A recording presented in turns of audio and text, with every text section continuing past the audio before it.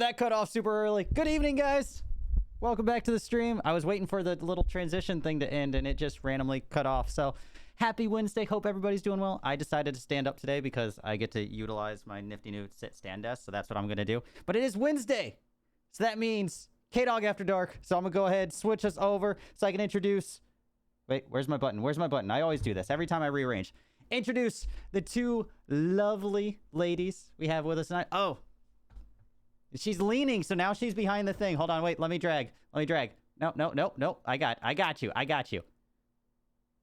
There we go.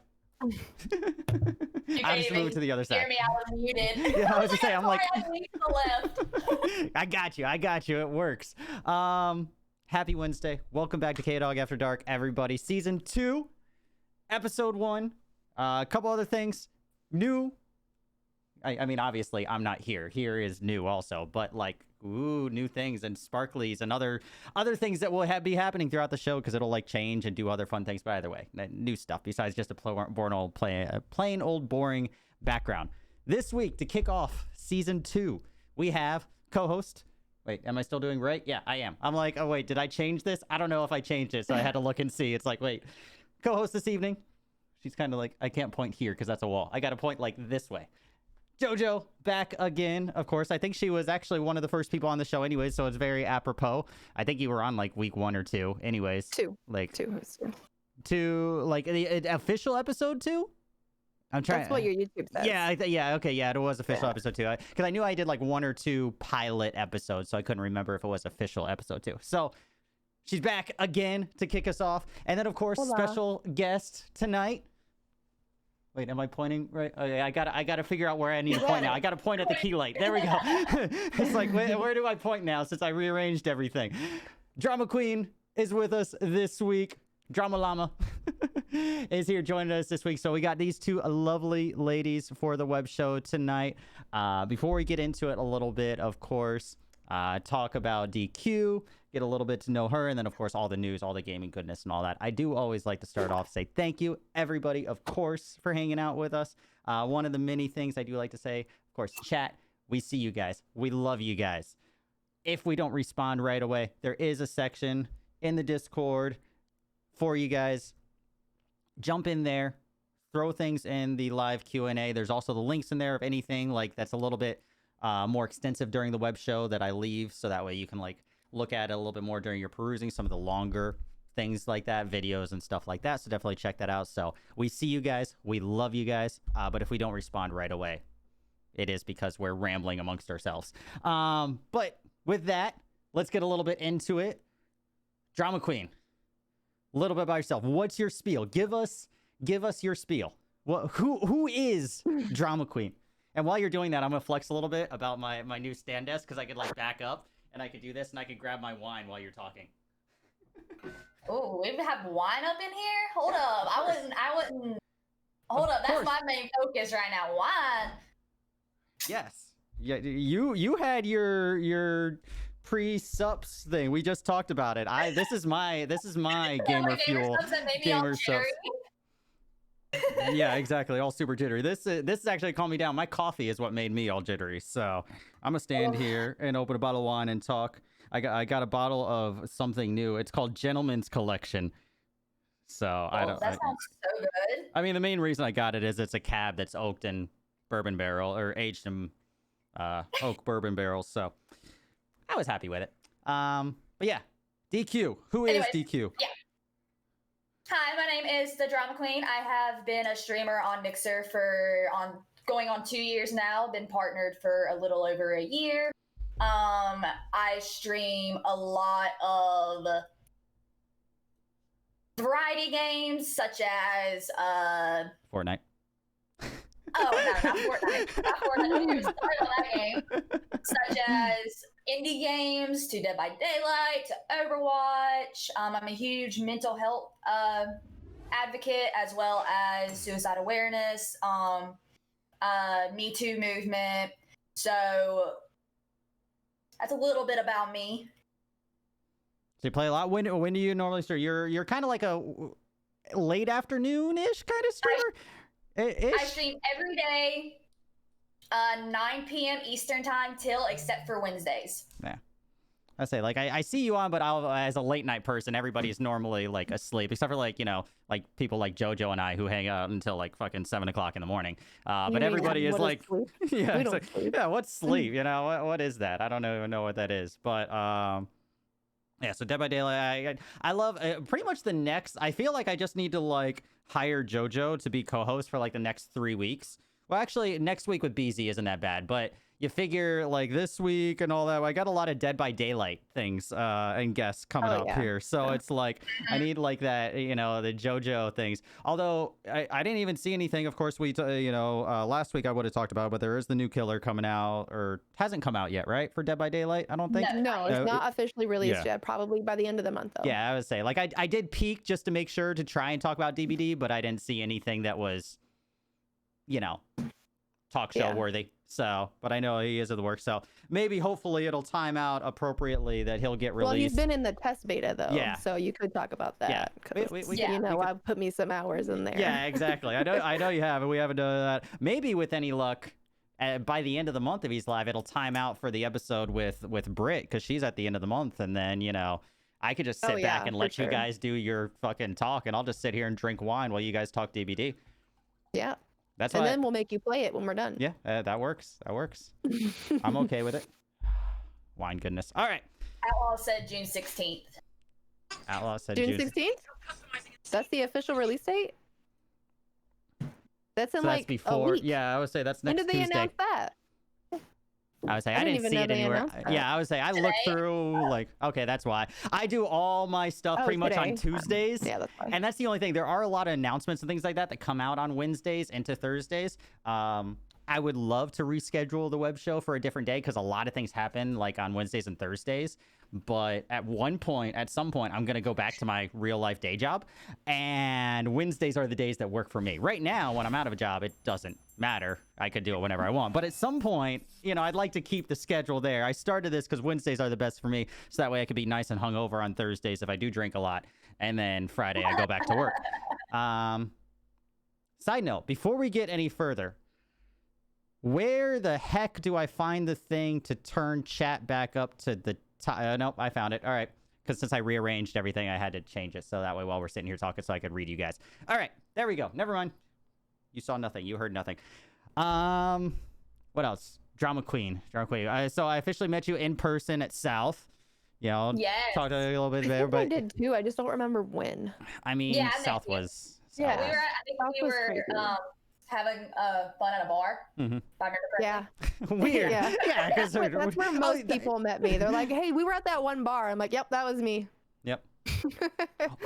There's a K-Cat coming to inspect. I feel like that's how I met most people. I think that's how I met Kdog too. No, I met some people that don't even remember that they met me because they were feeling good. Pretty much. That sounds just about right. I remember I met you in line for the partner swag day one.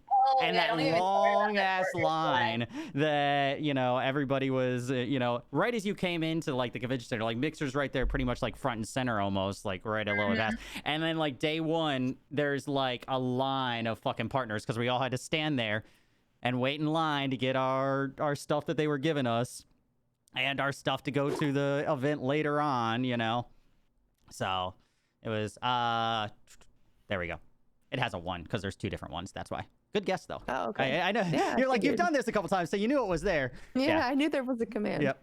Yeah, it's 1 and 2. And they're all on timers and all that kind of fun stuff now, too. So, you know, I know. And like co-stream and all that other kind of fun stuff is on timer, so you don't even have to do that. Fun, it'll just randomly shout out. See, I make little small adjustments and all the things. No, Kitty. Yeah. This wine is not for you.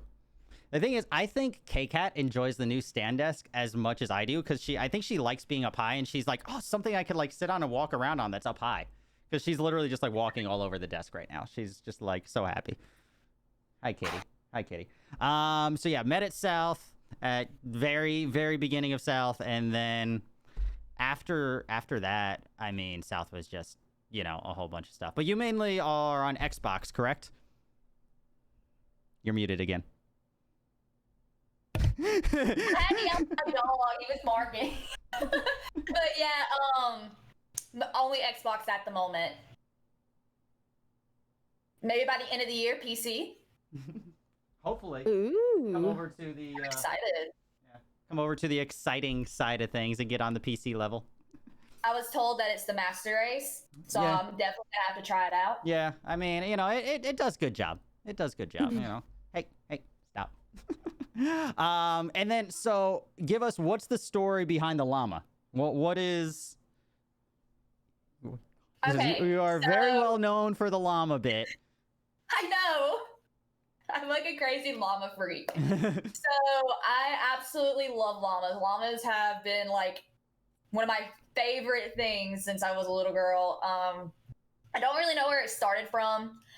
I just fell in love with llamas. I love the way they act. I feel like it's a great like soul animal for me. That's a good way to put it, because like they're cute, they look cuddly, but if you fuck with them, they'll spit on you.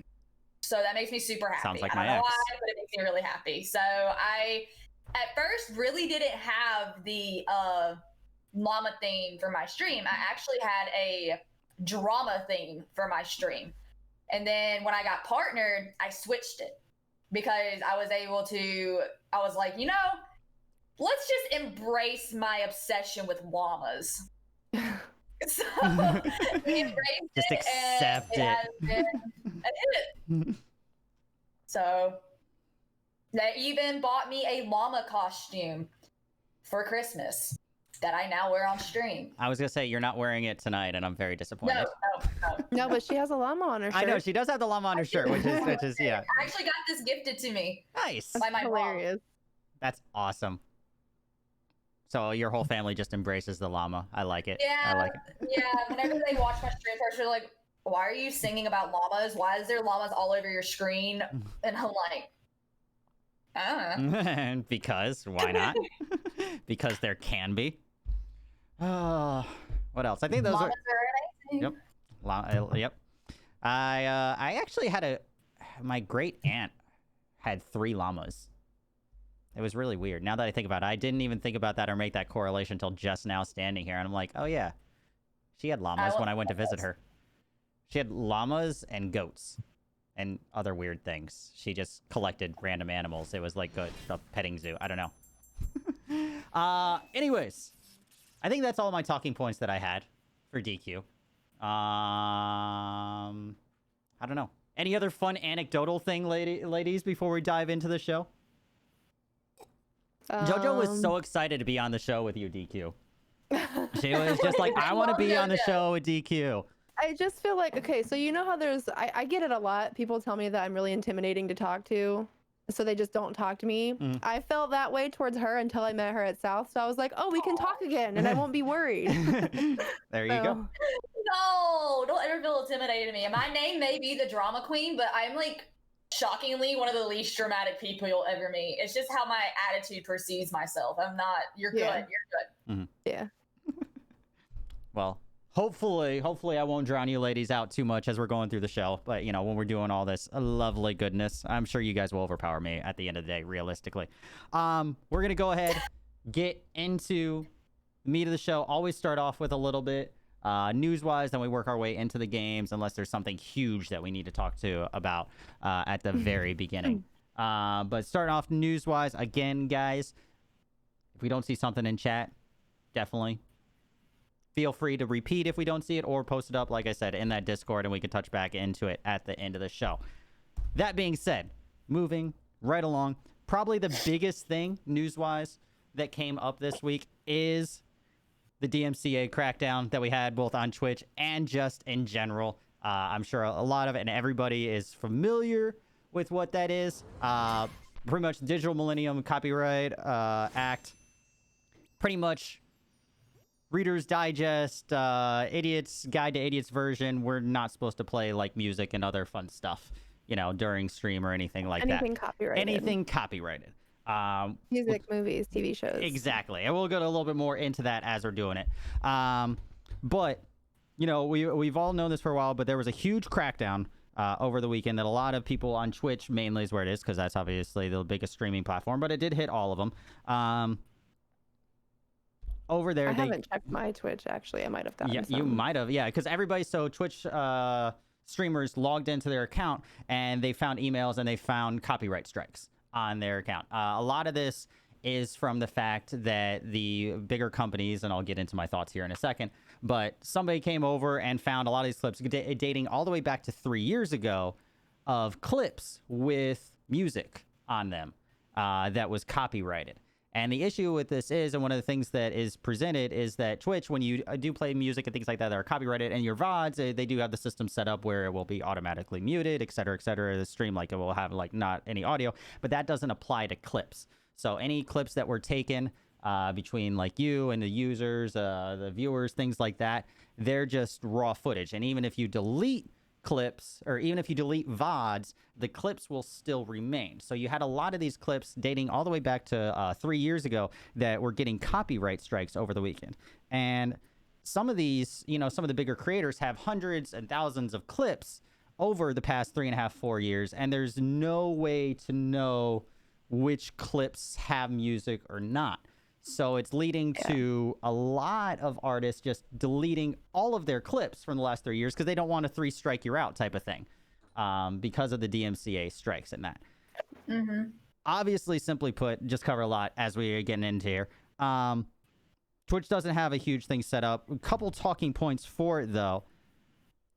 With that, obviously, Twitch even came out with a statement saying that they're looking at a way to help analyze and manage clips better, so that way they can, you know, actually look and maybe delete en masse. Because if you have thousands, like, there's no way to delete it. But it does suck, I think, as streamers. I think we could all say that all of a sudden you're losing your entire streaming career worth of clips. Yeah, you know, a lot of people Every probably clip you ever took. Yeah, because there's no way to know, and then they're going all the way back. A lot of people that haven't been streaming for 4 years, you know.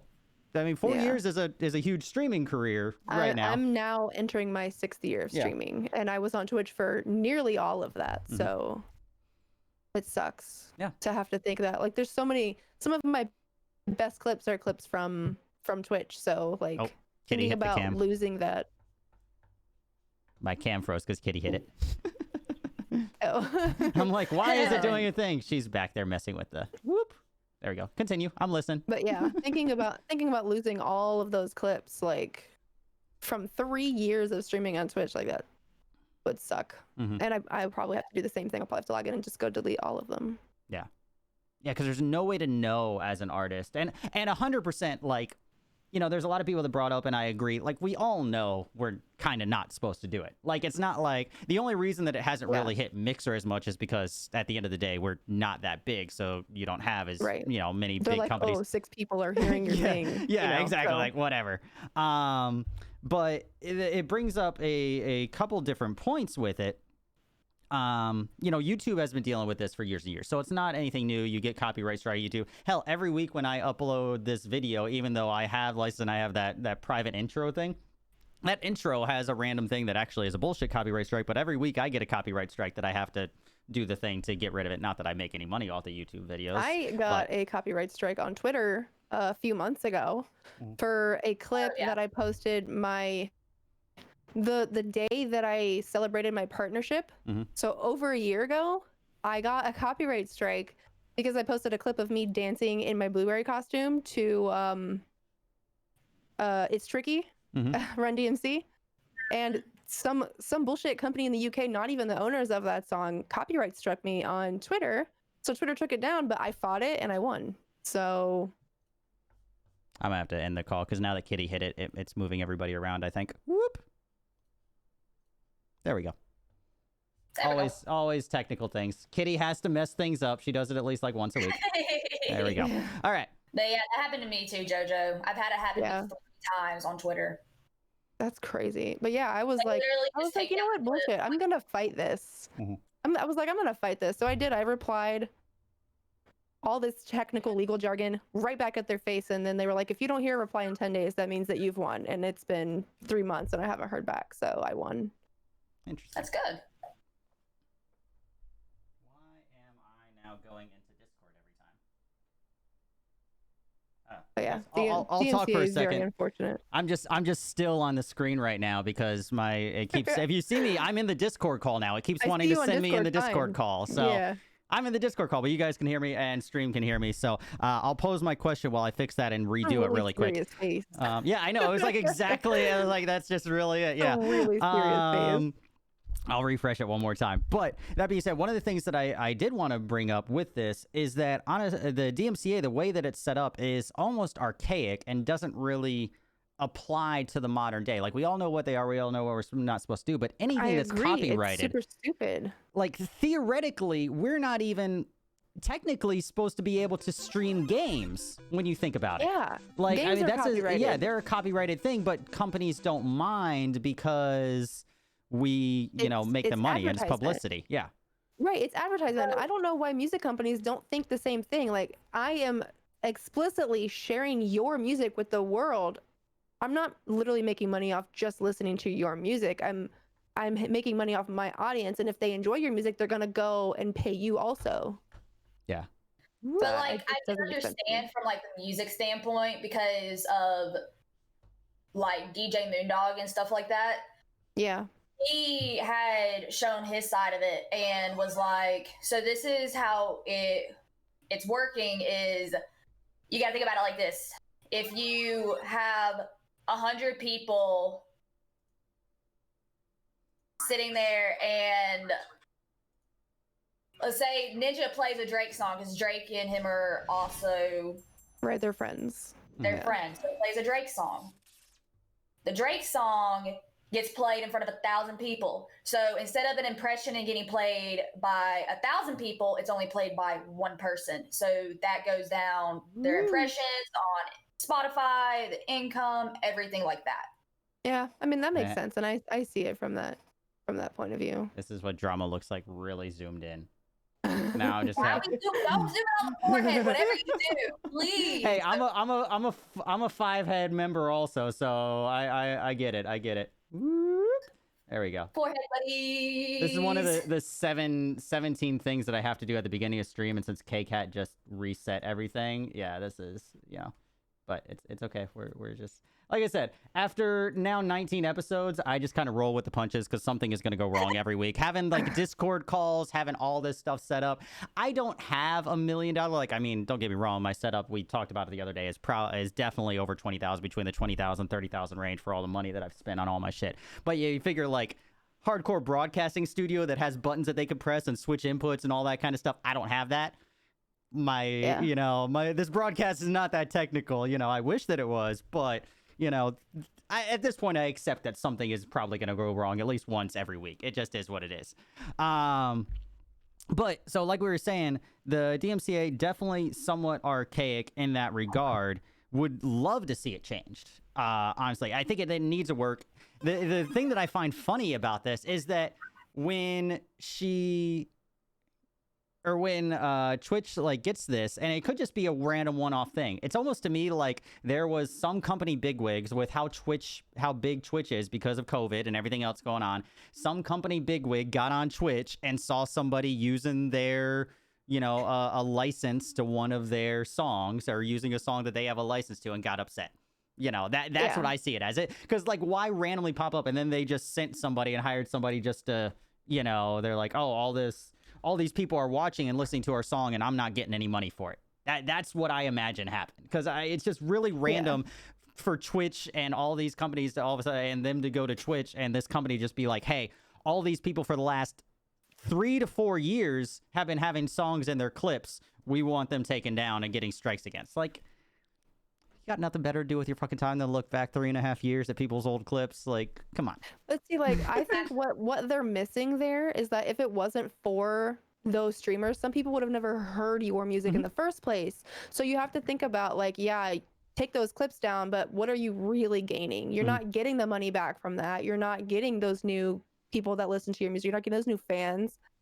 I just think I agree. It's kind of archaic. It does. We do still need to pay them more money and figure out a way to make sure, like, if there was like a $20 a year, pay this and you get a streaming license for playing Spotify music on your stream. I would pay that as a streamer. You know what I mean? Like, I would pay that, and all that money should go to the artist on Spotify, right?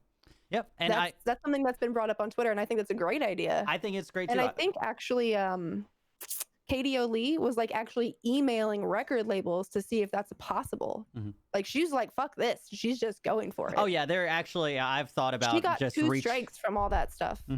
Oh yeah, I can imagine. Yeah, there's one more. She was banned. Holy crap. Yeah, like exactly. That's the thing. Like 3 strikes, you're out, and you don't know. It could be any one random clip. So in hundreds of thousands of clips, I mean, maybe that's a little much, but probably thousands of clips in 3 years. If you're a bigger streamer and somebody's, if they're taking 10 clips a stream with music on them, like it's a lot. It's a little outrageous in my opinion. And I think a lot of us, we've talked about it. I think all of us at some point, like you said, having like a Spotify license or something like that would be great. It seems, I was watching Stone Mountain, who's I'm a huge fan of, and it seems like Facebook actually might be instituting something that I don't know. I don't stream on Facebook or whatever, but the impression that I got from him a little, well, what it is that it sounded kind of like Facebook might be doing a thing, like in my head, what I imagine that is like a set list where here's some music that you can play, like giving them like almost like a radio station that they can play that they have license to, like Facebook wise. Like that's kind of like what it sounded like in my head. Like here's like a Spotify radio list of music that we have rights to on, you know, whatever on Facebook that you can play. Like, and I think that would be cool on a platform. It's like, hey, you know, Twitch, whatever, like the platform buys, you know, licensing to this song, especially like the bigger ones, like, hey, and then that could be something that could be marketed, you know, as from a platform standpoint, where it's like, hey, you want your music played on Mixer, on Facebook, whatever, you know, let's get a deal, do a license, and then our streamers will play it during, you know, during their streams. Exactly. It should be something like that. There should be some kind of big universal thing that us as streamers can opt to pay for, like some kind of license, and then that should give us permission to play their songs, and it should pay the artists more. I mean, there's even, people don't even know this, but there's actually a clause written into the Spotify terms of service that makes it so that if Spotify just decided one day they don't want you to use their service while you're streaming, we could all get strike downs for that also. Yeah, it's Spotify. Yeah, That's it does not prevent you. Yeah, because everybody's like, oh, well, you're buying a license to use Spotify, but no, that's not the same license because you are all you're reselling paying for is removing the ads. That's all you're paying for. Yeah, it's it's insane that people don't understand that. But yeah, did I have any other? Oh, I've been playing pretty much only non-copyrighted music on Spotify for the last few months, just because like it's always better safe than sorry. Like I know Mixer's not on the radar yet, but what if like tomorrow it just becomes on the radar and then you lose all your VODs, all your clips, all, you know, everything. Yeah, no worries. DQ is going to be right back. But one of the things that I also want to bring up as streamers that we might have to deal with is like you have like bigger things on like Twitch and all, especially it's not as big over here, but take like Just Dance. Like how is anybody who streams like that kind of thing and that those have decent communities like Just Dance, that's all copyrighted music. I know. And the one time that I did stream Just Dance on Twitch, I got a strike down for it. I was like, oh, okay, cool. Well, no, actually it wasn't Twitch, it was YouTube. I played Just Dance and I put it on YouTube and the whole thing got muted and I was like, cool, so I'm dancing to literally no music. Yeah. It's a music-based game, like Guitar Hero, Rock Band, all those other ones, like Rocksmith. There's tons. Like, you can't just say we don't have permission to use that. It's built into the game that we bought. It just doesn't make any sense to me. Yeah, like there are so many games that have it in them that even if it's just not us playing the music, like they have license, you know, maybe they bought the license in that game, but then us to play it, theoretically, just even playing that game, then we're playing that music, then all that is being There's played. Actually some games have an option in the sound menu to mute copyrighted music in the game, and that's a really awesome feature, but it's also scary that they even have to put that. Yeah, I think Friday really the 13th is one of those. Friday the 13th has one of those because you can turn the players on in the houses. Yeah, and it's like 80s throwback music. But yeah, like I've seen it in games, but that's the thing, like the way that DMC is, it's great that, you know, some game developers are setting it up, especially because they want it to be streamed, so game developer wise. But it's weird that we have to do that. Like this isn't something that has been reformed just because of the way that it's written and everything else. Like, I mean, like I said, because depending on it, you know, even just streaming the game, but the way that the DMCA is by itself, we're just talking about it by itself, is set up like we could, I mean, Mixer terms of service, we watch YouTube, you know, but we have to at least be on the screen and all that. So that's the Mixer straight terms of service. But even that is still breaking DMCA. Like we're still playing somebody else's content. You know, it's so, even if, you know, it's a specific platform like Mixer and all that, it's okay on their terms of service. There still is a gray area and a need for reform that's not, hey, let's, you know, just have, you know, a random 3-year burst. It hasn't been redone since streaming really boomed. Yeah, exactly. And I think the reason is because they don't know how to really do it. They don't know a way to actually make it fair for everybody. I don't know. There's a lot of things they could do. I just don't think anyone's really willing to reformat the system. Yeah. Yeah, and that's the thing. So maybe if this becomes more of a thing, if you see some of the bigger streamers, I think getting like that 3 strike you're out thing, I would definitely see it getting fought a little more. We'll see if this is just a one-off kind of somebody getting upset and going through, or if this is a continuous thing over the next couple months. And then I think for better or for worse, I personally think that I hope that it's a continuous thing and that it actually stays up, not just say once every 2-3 years, hey, we're gonna crack down. People will be more prepared for it. Yeah, and I think it's important for streamers to start realizing that they should start looking for non-copyrighted or royalty-free music. Just because, like, a lot of times, if you have too much music on, it distracts from your gameplay, but also it's just safer. It's more professional, you know. Yeah, obviously, if you have Run DMC playing in the background while you're playing Grand Theft Auto, what are you really watching the game for? Are you watching it for the music or are you watching it for the gameplay? Yeah. Yeah, and, you know, there's a lot of things that you can do. Harris Heller has his mix, which he's actually working on another one. The only thing that I don't like about Harris Heller is just, you know, it's very chill. That's actually what I'm playing right now. Yeah. So. I like it, but it's also very just like, when I'm like playing, chill. When I'm like playing Apex, trying to get like hyped, Harris Heller's mix doesn't work. Yeah. I have another playlist that I use for pretty much just it's got like some techno, it's got some dubstep in it, but it's all royalty free, non-copyrighted, and there's the link to that one also. Well, there's that, and then also well, there's also, and I've used it before, and lately I stopped caring. I'll admit I was one of those that I was just listening to music because fuck it, Mixer was able to get away with it, and I figured I'd cross that bridge when I get there. I'm to the bridge now, pretty much is what it is. Yeah, it's not worth the hassle. Yeah, but the nice thing is also, I think what I might do is I might keep the music still routed to myself, and sorry guys. There's another one. You know? Right. Like we can do that with our mixers. Like we can route exactly. It to like I can do that. Sure, you can't hear it. Yeah. But there's things like Pretzel Rocks or Pretzel, like it's Pretzel Rocks is like there's a standalone thing. I've used that before. I'll probably look back into that again. That allow for copyright-free music and different styles and all that, and different, especially like more like indie artists and smaller artists have been known to like get some of their music on there and all that. Like nothing that you would really recognize, but it is like has radio stations and all that. So that's another thing to look into if you are interested about that type of thing. Besides the Spotify playlist, Pretzel is like a standalone thing. I think the only thing that they have, if you are using like the free version for them, because they have their own kind of licensing thing, I think you have to link up the bot to your stream so that way it'll at least say what song is playing and the artist. So it'll be like a bot in your stream that'll say like, that's nice. This is like some random indie artist and the name of their song title when it comes on. So it just kind of becomes another bot in your stream. I think I've seen Brittany using one of those. Yeah, I've used it. I tried it out way back in the day. It wasn't bad at the time. I just stopped using it because there wasn't as much of a need for me to. I could just get away with listening to my own music. But, if this is becoming, more of a thing, then I'll go back to probably using it. Wait, I saw something and then I was like, wait, the name of the service is called Enlarged Prostate because chat moved so fast. I was just like, wait, what? That's an interesting name of a service. Epidemic Sound is the other one. Yeah. Oh, okay. Epidemic Sound. That's what it was. Yeah, so I have so we didn't not get off topic, but there was one other question I want to do, and that was, so you have all these people like deleting all the clips. We see all that.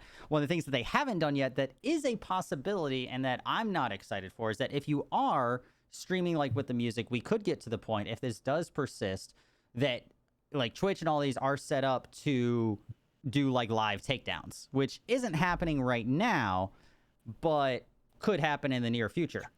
You know, it is possible. It is something that is like set up if you're streaming like the live music, because it gets deleted out of VODs. But then, you know, if they really want to crack down on these things, there's, you know, that's a way to do it, and is in the cards and capabilities of the platforms and of themselves. Do we think that that's okay to just cut off your stream, like as a, you know, as a streamer? Do you want your stream like cut off mid thing, you know, because you're playing a random music?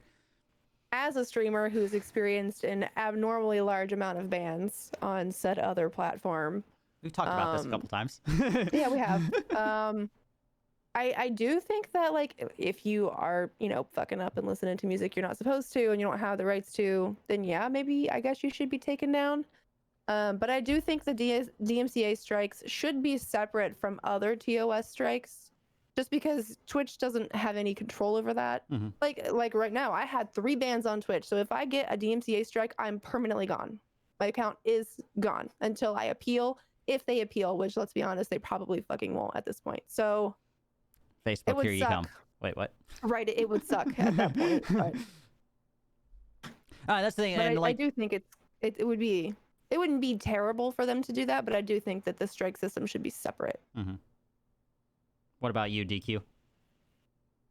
I just feel bad for the Just Dance streamers. Well, that's and I think we brought that up while you stepped away for a second. It's like, yeah. So like the Just Dance, you have Beat Saber and all that. I agree, and those would probably be the ones that the live takedowns would also have more of an opinion or more of an effect on, because they're in the middle of doing, you know, Beat Saber and shit like that, and people are watching them doing their thing and doing the Beat Saber, and, you know, it's really cool. And I've sat there and watched some people play Guitar Hero and shit on Expert and just some of these things, and I'm like, that's badass.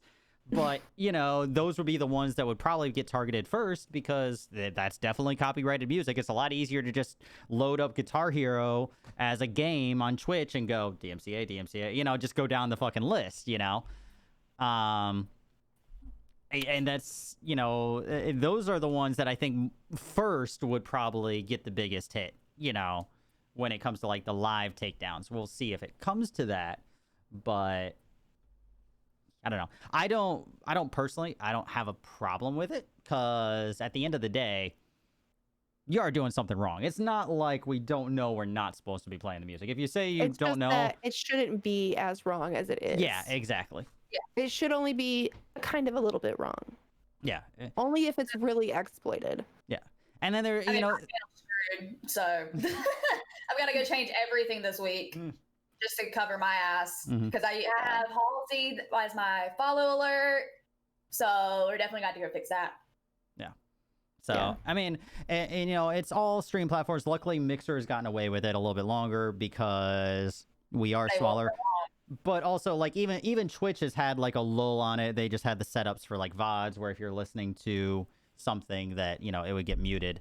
But I mean, you know, the people who have been on YouTube have known for a while, in any YouTube videos, you know, we're used to copyright strikes left and right.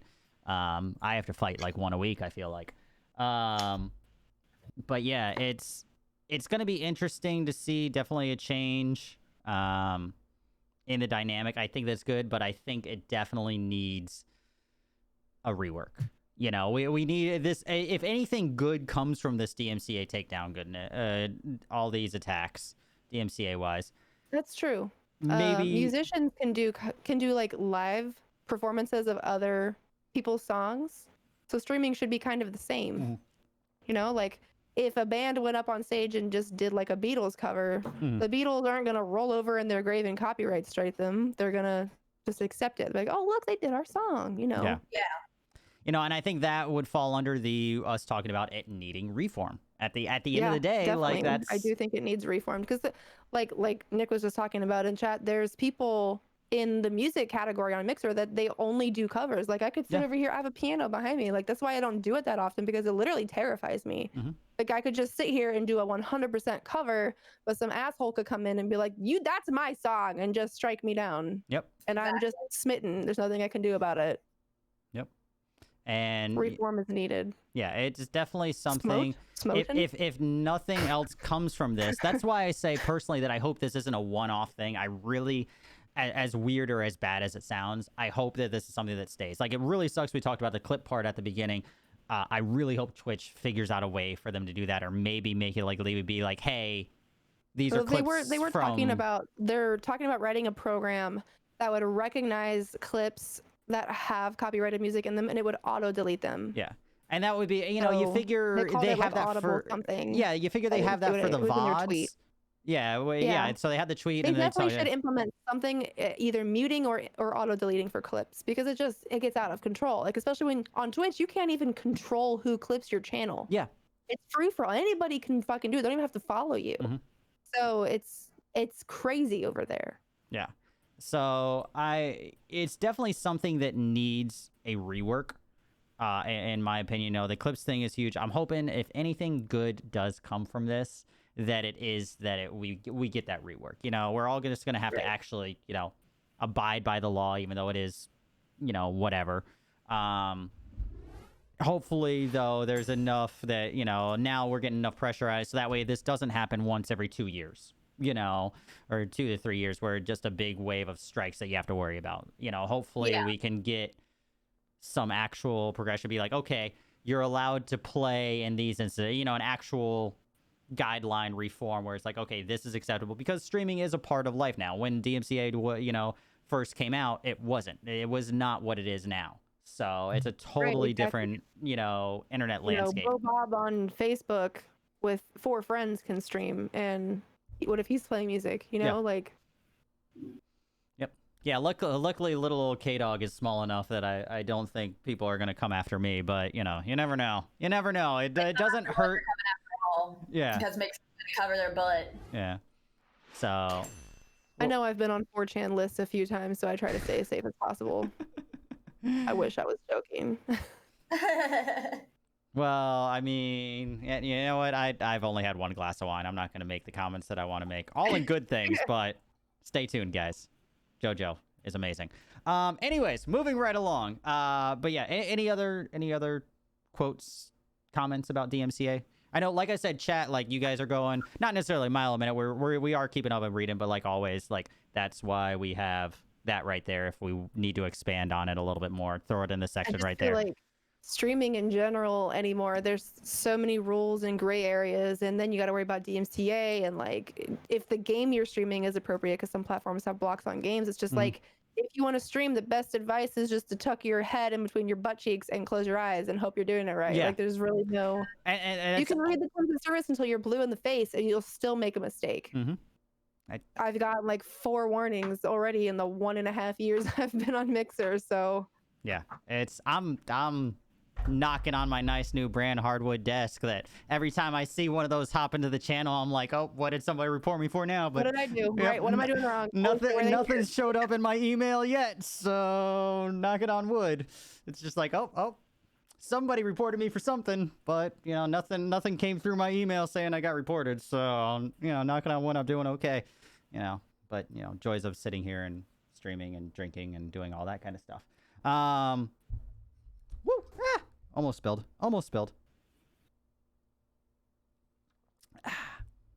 I blame you, kitty. DMCA, any other comments? Fuck it. Needs there to we go. Away. Closing comments. Queen, anything? No, I'm good. All right, awesome. Moving right along. I'm gonna move this a little bit. I think I might actually move my mic to the other side with my new setup. You're so indecisive. Well, hey, I'm a perfectionist, but also, like, it's getting in the way of my drinking arm. Like, yeah, like I drink a lot, so because drinking. So yeah, drinking is awkward with my left hand. Anyways, moving right along. Has to go above your head. I mean, I actually did order a new arm, so it's probably going to go back to being up higher because my old arm is now. My bigger arm is holding my keyboard cam above because it can actually stretch and do that. Anyways, moving right along. What was I about to say? Oh, clips. For you guys, if you have not seen, fun fact for all you people out there on Mixer. For whatever reason, there's not a blog post about it, but we've known about it for a while. On the agenda, but yeah, exactly. It's there's not a blog post about it, but it is live today, and we're allowed to start telling communities and all that. And I double checked. I already told everybody I know. Yeah, exactly. Yeah, all the people. If you are not a partner, I texted all my friends like, "Hey, go apply for this." Yeah, if you are not a partner, they are slowly rolling out the Clips program, the Clips for All. I don't know if that's the actual name for it. That's what I'm calling it. Clips for All program. All you have to do is go to mixer.com/support. I didn't even write it down. I think it's mixer.com/support. Pretty much the same place you go for all your general inquiries and all this kind of stuff. And then instead of technical support, account support, Mixer is fucking up for whatever reason, all those different little drop down things. Underneath that is going to be a thing asking about clips. You click on that, you say that you want to get on the Clips beta. They're pretty much doing a slow rollout. So as far as I read it, it is a first come, first serve kind of thing. So as far as I know, so if you are not a partner and you would like to start getting in on the rollout of Clips for everybody else, there you go. Mixer.com/support. Go in there, click on the support thing, get on there, go roll out the Clips, click on there. And I think everybody that I saw is getting it's not like day one. It's not, they don't just get turned on, but you get on the list. I saw people, friends and all that sent me the thing that I told them about it. They were like, hey, you're pre-approved, etc. So when it does roll out, first come, first serve.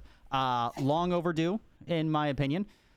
I think for the platform. Yeah. It will be nice to have people not have to use Boombot or fucking... Long overdue, but I will say that it's overdue because they just weren't fucking ready.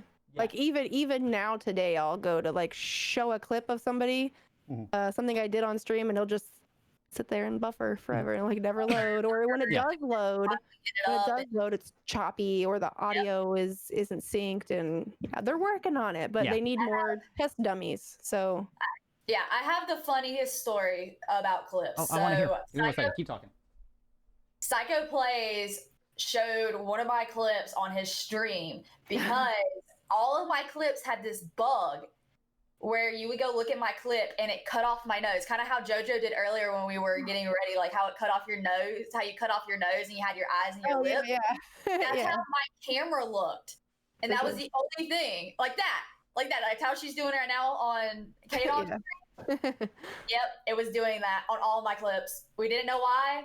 It eventually fixed itself, but it was so funny because we couldn't fix it. It finally fixed itself within 2 weeks. Mixer couldn't fix it. It was like a straight line to my face. It was so funny. And he made fun of me for 30 minutes on his live stream about it. I was like, oh my God. Oh, I missed a good story. Kitty knocked over something, so I was like, oh, I need to fix that quick. She said her clips used to be broken so that her face always looked like this. Got it. That's great. Yes. Yeah. That is how it looks. Reader's Digest version. Cool. I like it. I like it. The kind with the pictures included. My theory is... I'm not going to say a little bit more backing on it, but my theory is that this Clips rollout is why Mixer went down yesterday. I have no basis for that fact, but that's I kind of agree because yesterday was the official rollout of it, and it was right after I texted 3 of my friends to go apply for it. I got 4 messages hey, are you live? Because Mixer is dead. And I was like, what? No, I literally took off today. And they were like, yeah, chat's down. Yeah, everything is down. Yeah, I was trying to work on. I was told it was chat, and then I looked, and it was the whole site. And I was like, oh, okay. I was trying to work on stream stuff, and I couldn't get into anything that connected to Mixer. I was like, God damn it! I was trying to do work on my stream, I was trying to do browser things and other things and change stuff, and yeah. That my theory, I have no basis for that. Don't go reporting me to a Mixer Guardian or saying that I'm released NDA stuff or anything like that. That's just my theory. That they tried to roll it out yesterday and something happened. Yeah, I agree. That's because yesterday was the day when I was telling I told people, hey, go apply. Could be a coincidence, but coincidences don't happen on Mixer. Yeah, yeah. Not saying, but you judge for yourself. Just saying, Kat. You sip that wine. Yeah, I'm just gonna sip my wine. Anyways, so Clips. There we go. Just wanted to throw that in there. Very simple, very easy. Talk about goodness for all. Get in there. Mixer.com/support. Apply for the clips. Honestly, next topic, one of the things that I'm really, really happy with, one of the two things that I think JoJo will enjoy that we're going to talk about tonight, if she has not already. Excited about this. Dude, Yeah. this I didn't even get the chance to look at the lineup of things, but I've been sitting here reading it while we've been talking, and I'm just like, oh, yeah. So I'm excited. you guys might remember who have been around with Web Show for a while, itch.io. Every once in a while, like I go on there and see bundles and things like that. They did a GDC relief bundle that I was a huge fan of that I bought and I talked about on stream, and I got a lot of people to buy and support. It was a $15 bundle for a lot of the smaller game developers and all that who had to cancel, that spent all their money to go to GDC, and then I got canceled because of COVID. Similar-ish scenario, except this one is actually itch.io. Again, a bundle that is supporting Black Lives Matter movement in multiple ways. I'm going to go over and just switch over so that we can see a little bit for you guys. So this is a $5 bundle. When I first sent this article, I even yesterday, I think, to JoJo and that, I didn't resize this one. DramaQueen is my logo. Spirit. Yes. I'm here in spirit. I'll do it after I'm done talking. So yeah. While we're talking, yeah, exactly. Just look at those beautiful games that they got. Night in the Woods is on there. There are so many things. So this is a $5 bundle. Originally, the goal for it was $1 million goal. It's a bundle for now, because so many developers have backed this and actually added their own games, indie-wise, etc. So this is a lot more indie, smaller games. You're not having like an EA-wise, but this is actually a better stance by a lot of these companies and people than bigger companies. I would love to see more companies do this. Like, I am a huge fan of all these smaller companies doing this in these indie games. Did you happen to click on the link to go look at it? Did you see how much they've raised already? Yeah, no, that's it's right. Yeah. So originally when I sent it even to you guys yesterday, and when this article, when I first noticed it, their goal was $1 million. So the bundle now, because they've added more games, it's over 1,500 games worth over $8,000 for their actual price, like on Steam and things like that. This is a bundle that is costing you $5 to support. $5 minimum. You can donate whatever you want. You could donate whatever you want, but it's a base minimum of $5. Minimum buy-in. I have the link outlaw actually in the Discord, in my Discord, in the links section. If somebody wants to copy and post it over in the chat, they can. I can do that. Yeah. But I have it there in the important links for when we're doing it. For this is the $5, half of it is going to the NAACP Legal Defense and Education Fund, and the other half is going to the Community Bail Fund. So it's a 50-50 split for both those. The original goal was $1 million.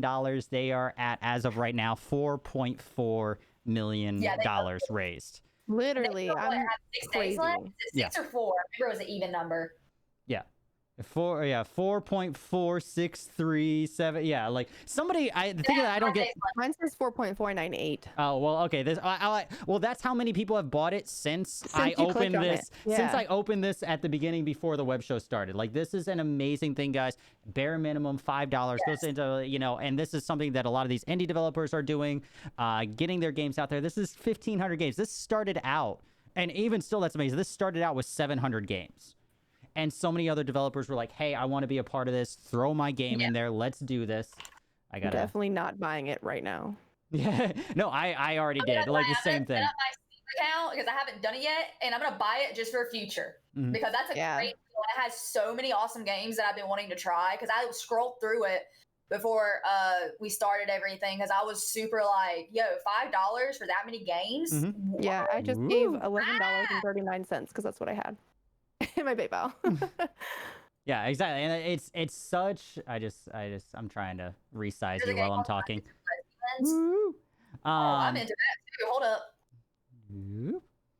And there's actually, and the thing is, this is just like the GDC, and this, I think, like, why I say like variety, or why I said like JoJo would probably like it, and that because I know we play a lot of random games that we'll find on stream.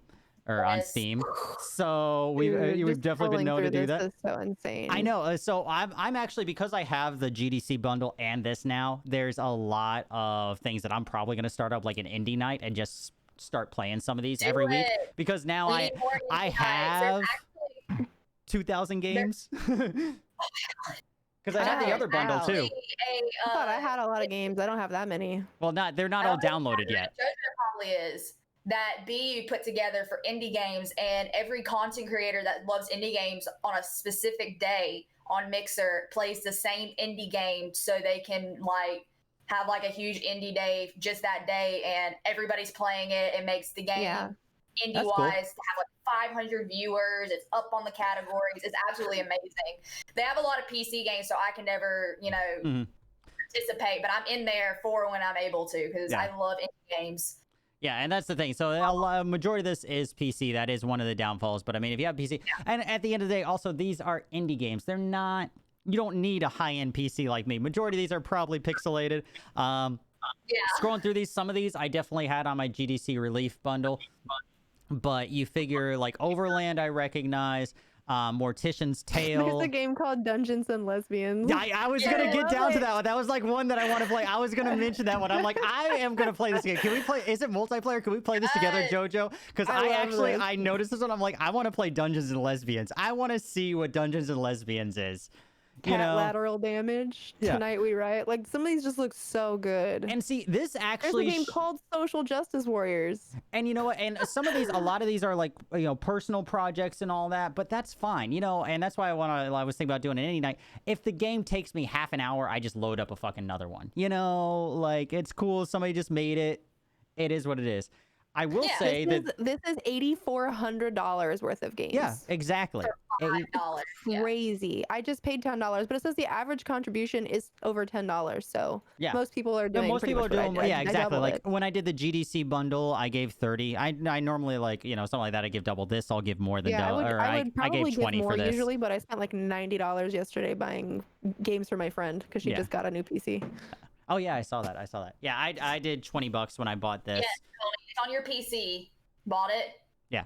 I mean, there's really, and this is what I love. Like, I love talking about this kind of stuff and getting you guys in chat, and this is why I love this. Look, there's no reason all not. The people that are buying it. It's I know. So great. It's fucking awesome. Like this great is a part great is, cause. too, you can also buy it as a gift. If you already bought it, like me, I could buy it again and give it to somebody else. There's a lot of games on here that that I may not even recognize, but there are. You just scroll down and it's just like there's so many. You have no idea. It just keeps scrolling. I will say something I just noticed when I was mousing over this, because I think this is probably linked to their Steam page, this description. When you mouse over, I think this is cool. If you mouse over Dungeons and Lesbians, it says, if you can, the start of their description, I'm assuming on Steam. I'm going to click on it and see. I'm going to look on Steam. But it says, if you can, please buy the game through itch.io hosted bundle for racial justice and equality. I fucking love this developer as is, because if they changed even their Steam profile to say, hey, they literally redirected you to this bundle. Go buy this bundle. It's supporting a good cause. Like there's no Dungeons and Lesbians. I noticed that. There's like a mouse game, a immune base. You get a mouse like base builder. I'm just excited to try out different indie games. And that's one of the things I miss, like, from 360 days on Xbox, is all those indie games that we used to get from, like, the Xbox whatever program that was. Like, I can't even remember what it's called. I don't know if Chad or you guys remember. But that other section, like Xbox 360, you could, like, re-download all the indie games. Those are fun. Yeah, guys, go. I'll post the link in chat again for anybody that wants. You just click that link and you pay $5 or up, whatever you want to pay. And you get all of these games. There's if for you furries out there want to play another indie game, three lesbians and a barrow, and it's a little foxy kind of thing going on. I love the emphasis on lesbians that I'm feeling in here. I love it. Hey, it's Pride Month.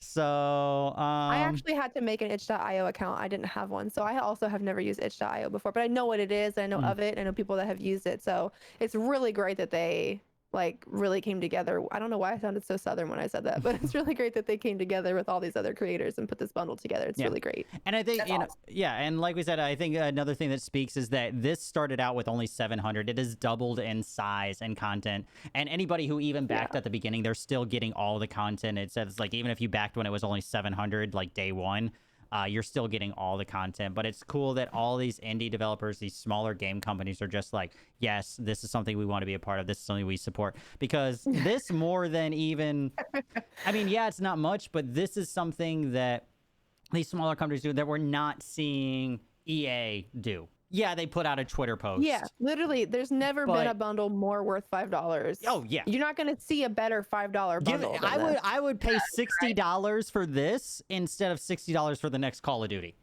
Exactly. Right? Can we get a price reduction on Call of Duty, please? Like, Jesus Christ.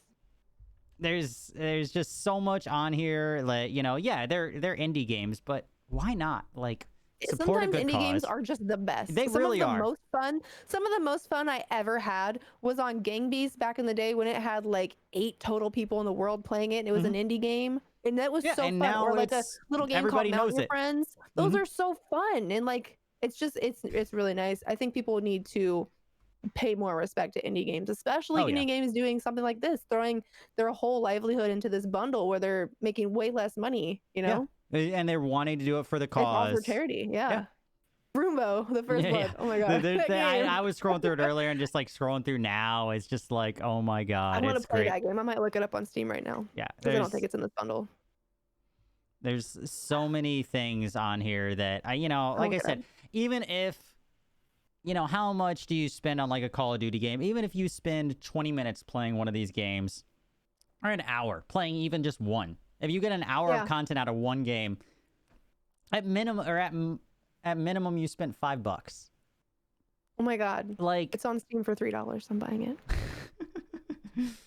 There's this cute little game called Roombo First Blood, and it's literally like you are a Roomba little vacuum cleaner, and you're defending the house because like these criminals break in, and you have to literally kill them as a Roomba. It's just so funny. I saw a YouTuber playing it yesterday, and now I'm gonna buy it. Yeah, it's $3. And see, like you said, this was the original post and the original picture for it. So it's 740 works, 560 creators, $3,400 in value. That's how many people have also come in and said, creator-wise, hey, we want to be a part of this and support this as well. Since then, it's over doubled. And it's absolutely incredible. Thank you. From what I can say, thank you everybody in chat who has already bought it. Like, there's no reason. There's at least 5 people I've seen say they bought it. Yeah, exactly. So. Like, don't including me. So. I don't want to crash my stream. Yeah, don't send me that 500 embers this week. I would, as much as I would love 500 embers, I would much rather you guys go and spend that $5 buying this. It goes to a much better place.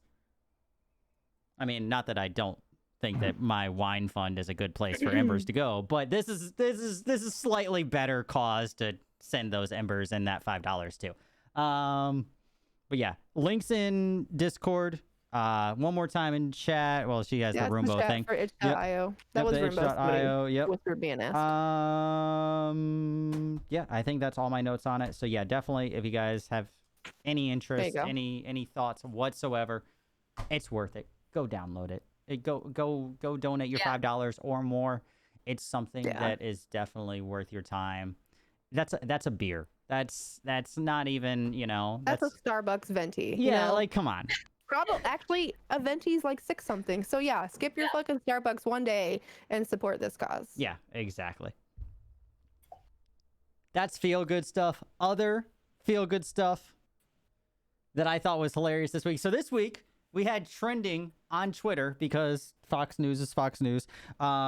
They had a segment this past week about an old leftist movement. I'm not going to get hardcore into the politics about it or whatever, but they had this news segment on an old leftist movement saying that they wanted to attack and dethrone God. And the internet did what the internet does and made it known. And, so good old internet turned that into already, one person has turned that into a Twitter page. Final Fantasy, right? That one there is, yes. So you can do that in Final Fantasy. Yep, you do that in Final Fantasy. They have started a Twitter page already. This is only a couple days old. Already 4,000 followers here. Oh my goodness. Already, what they do is all the games that you can dethrone or kill a god in, they are starting to list. So it is a Twitter page devoted to... Is that The Simpsons? This is Simpsons. You can attack and dethrone Matt Groening, God creator of The Simpsons, in the Simpsons game. You can attack and dethrone Mike whatever, God of the pizza mascot, and Noid 2, Enter the Void. It's literally a Twitter page devoted to this. And this is why I love the internet and love Twitter sometimes. You know, I hate Twitter a lot of times, but so this was trending and somebody went and made this, and I'm like, I have to at least talk about this on the show. I can't not. It's too hilarious. You know, I hate Twitter sometimes too, but if there is ever a platform that gets shit done, no one does it like Twitter. Yeah. If you just whisper an injustice on Twitter, it's fucking known. It's God known. of War series, Calamity Ganon and Zelda. Hey, you want to attack and Fuck dethrone Ganon. God and Super 3D Noah's Ark? Like, What?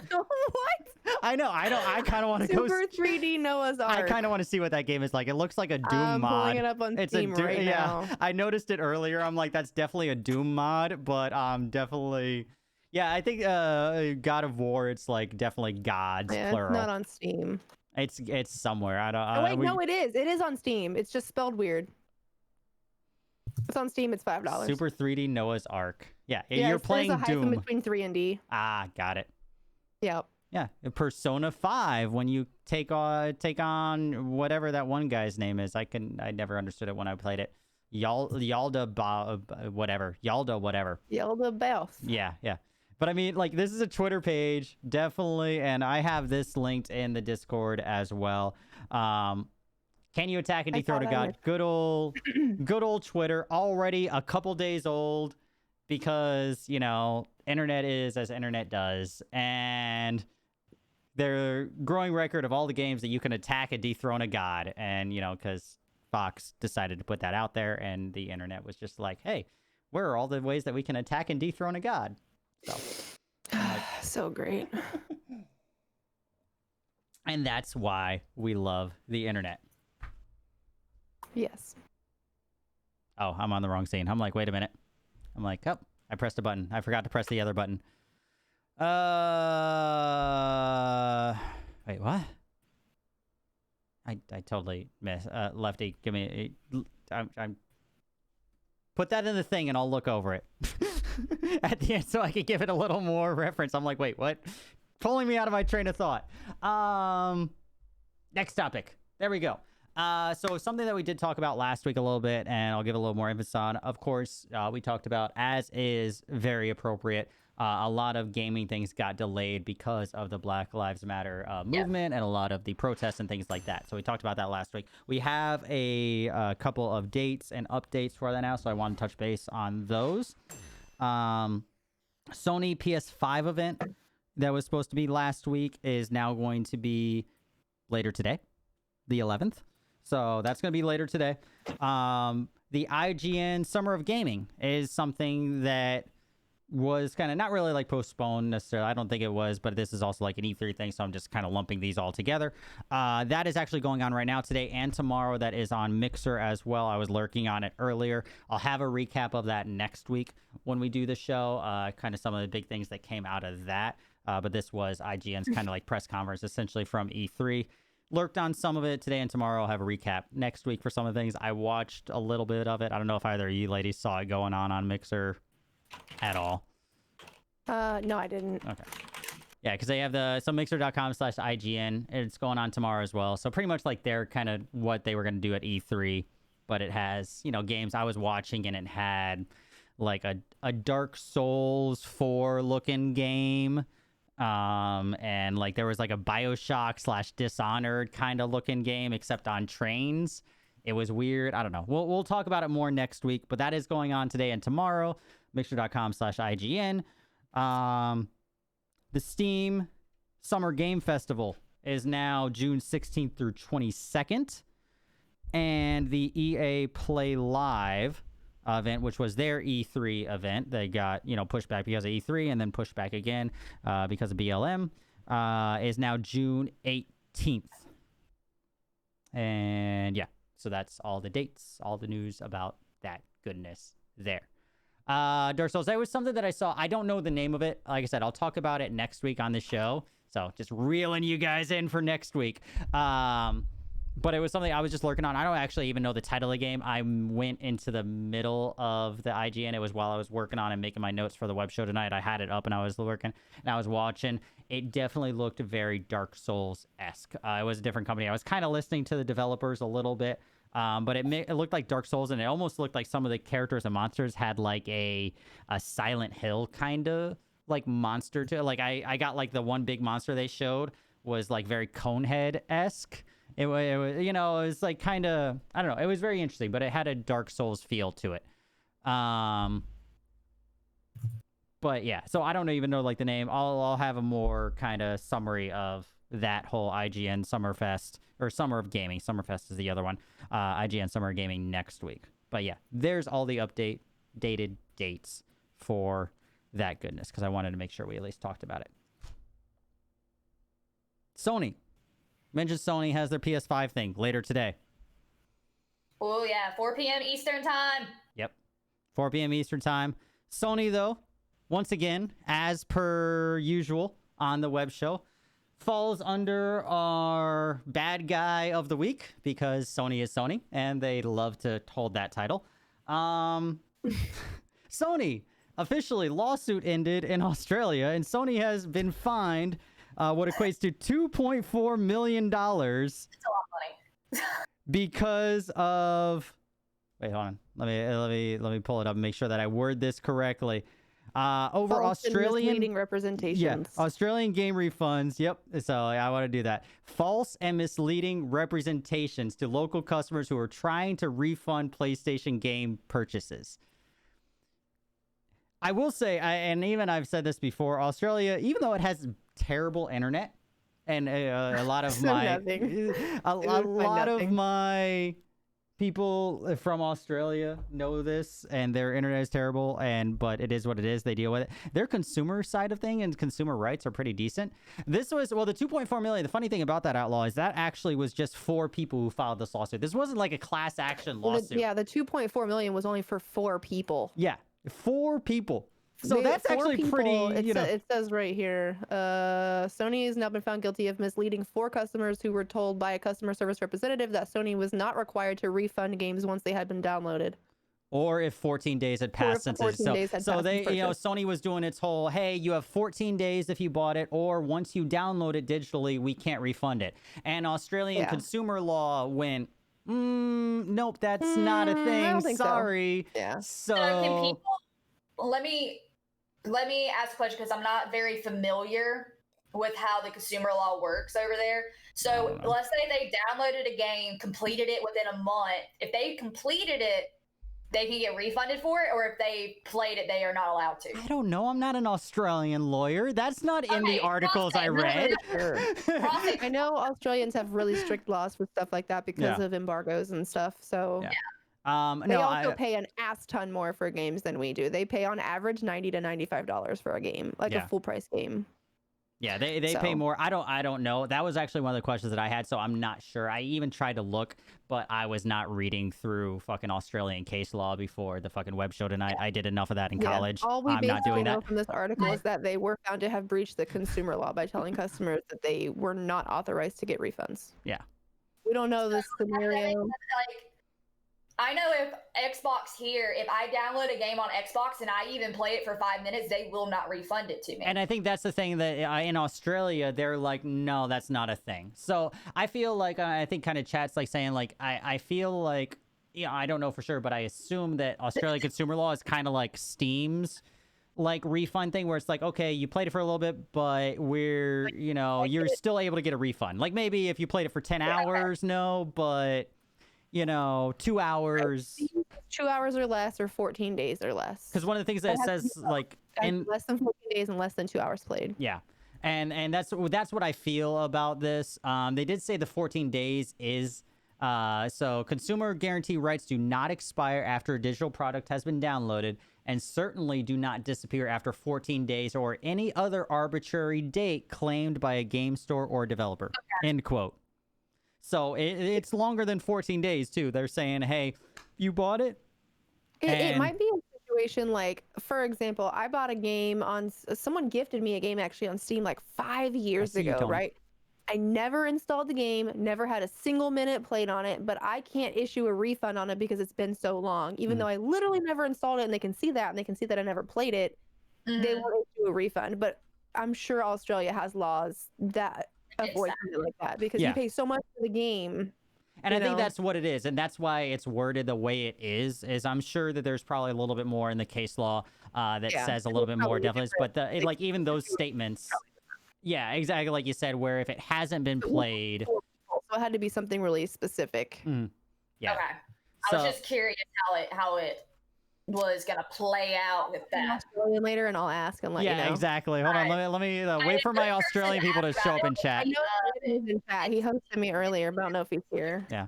Well, I mean, like Lefty just said, and that was something I bring up, is that Valve actually fell under criticism from Australia consumer laws as well for almost kind of the same thing for refund agreements there. So that's why I said, like, Australia, if for whatever else, because you pay that much, because they have to do it, they protect their consumers.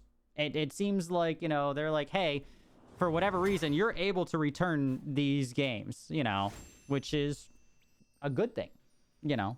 I mean, their consumer laws are there and they're winning, you know. Yes, 2.4 million is not a lot to Sony. This shall change. You know, but at the end of the day, that still sets a legal precedent. Right, it's a penalty for them, and it sets an example for other companies. And, you know, you figure probably, you know, Sony was just being Sony, as they are, you know, and it was, you know, one person who, you know, was like, hey, this is just our company policy. We're not, you know, doing that. And then, but it works, so, you know, up to be able to not be a precedent in their company, you know, in their country anymore, in Australia, which is nice, you know. Also, they have to pay, of course, the legal costs and all that, you know, fees, lawyer fees, all that kind of good stuff. So that's probably going to be a little bit more. Probably going to be almost just as much as the fucking 2.4 million they were rewarded. But that's only 4 people. Imagine if more people started to step forward about it. Yeah. This is just one smaller case. 4 people.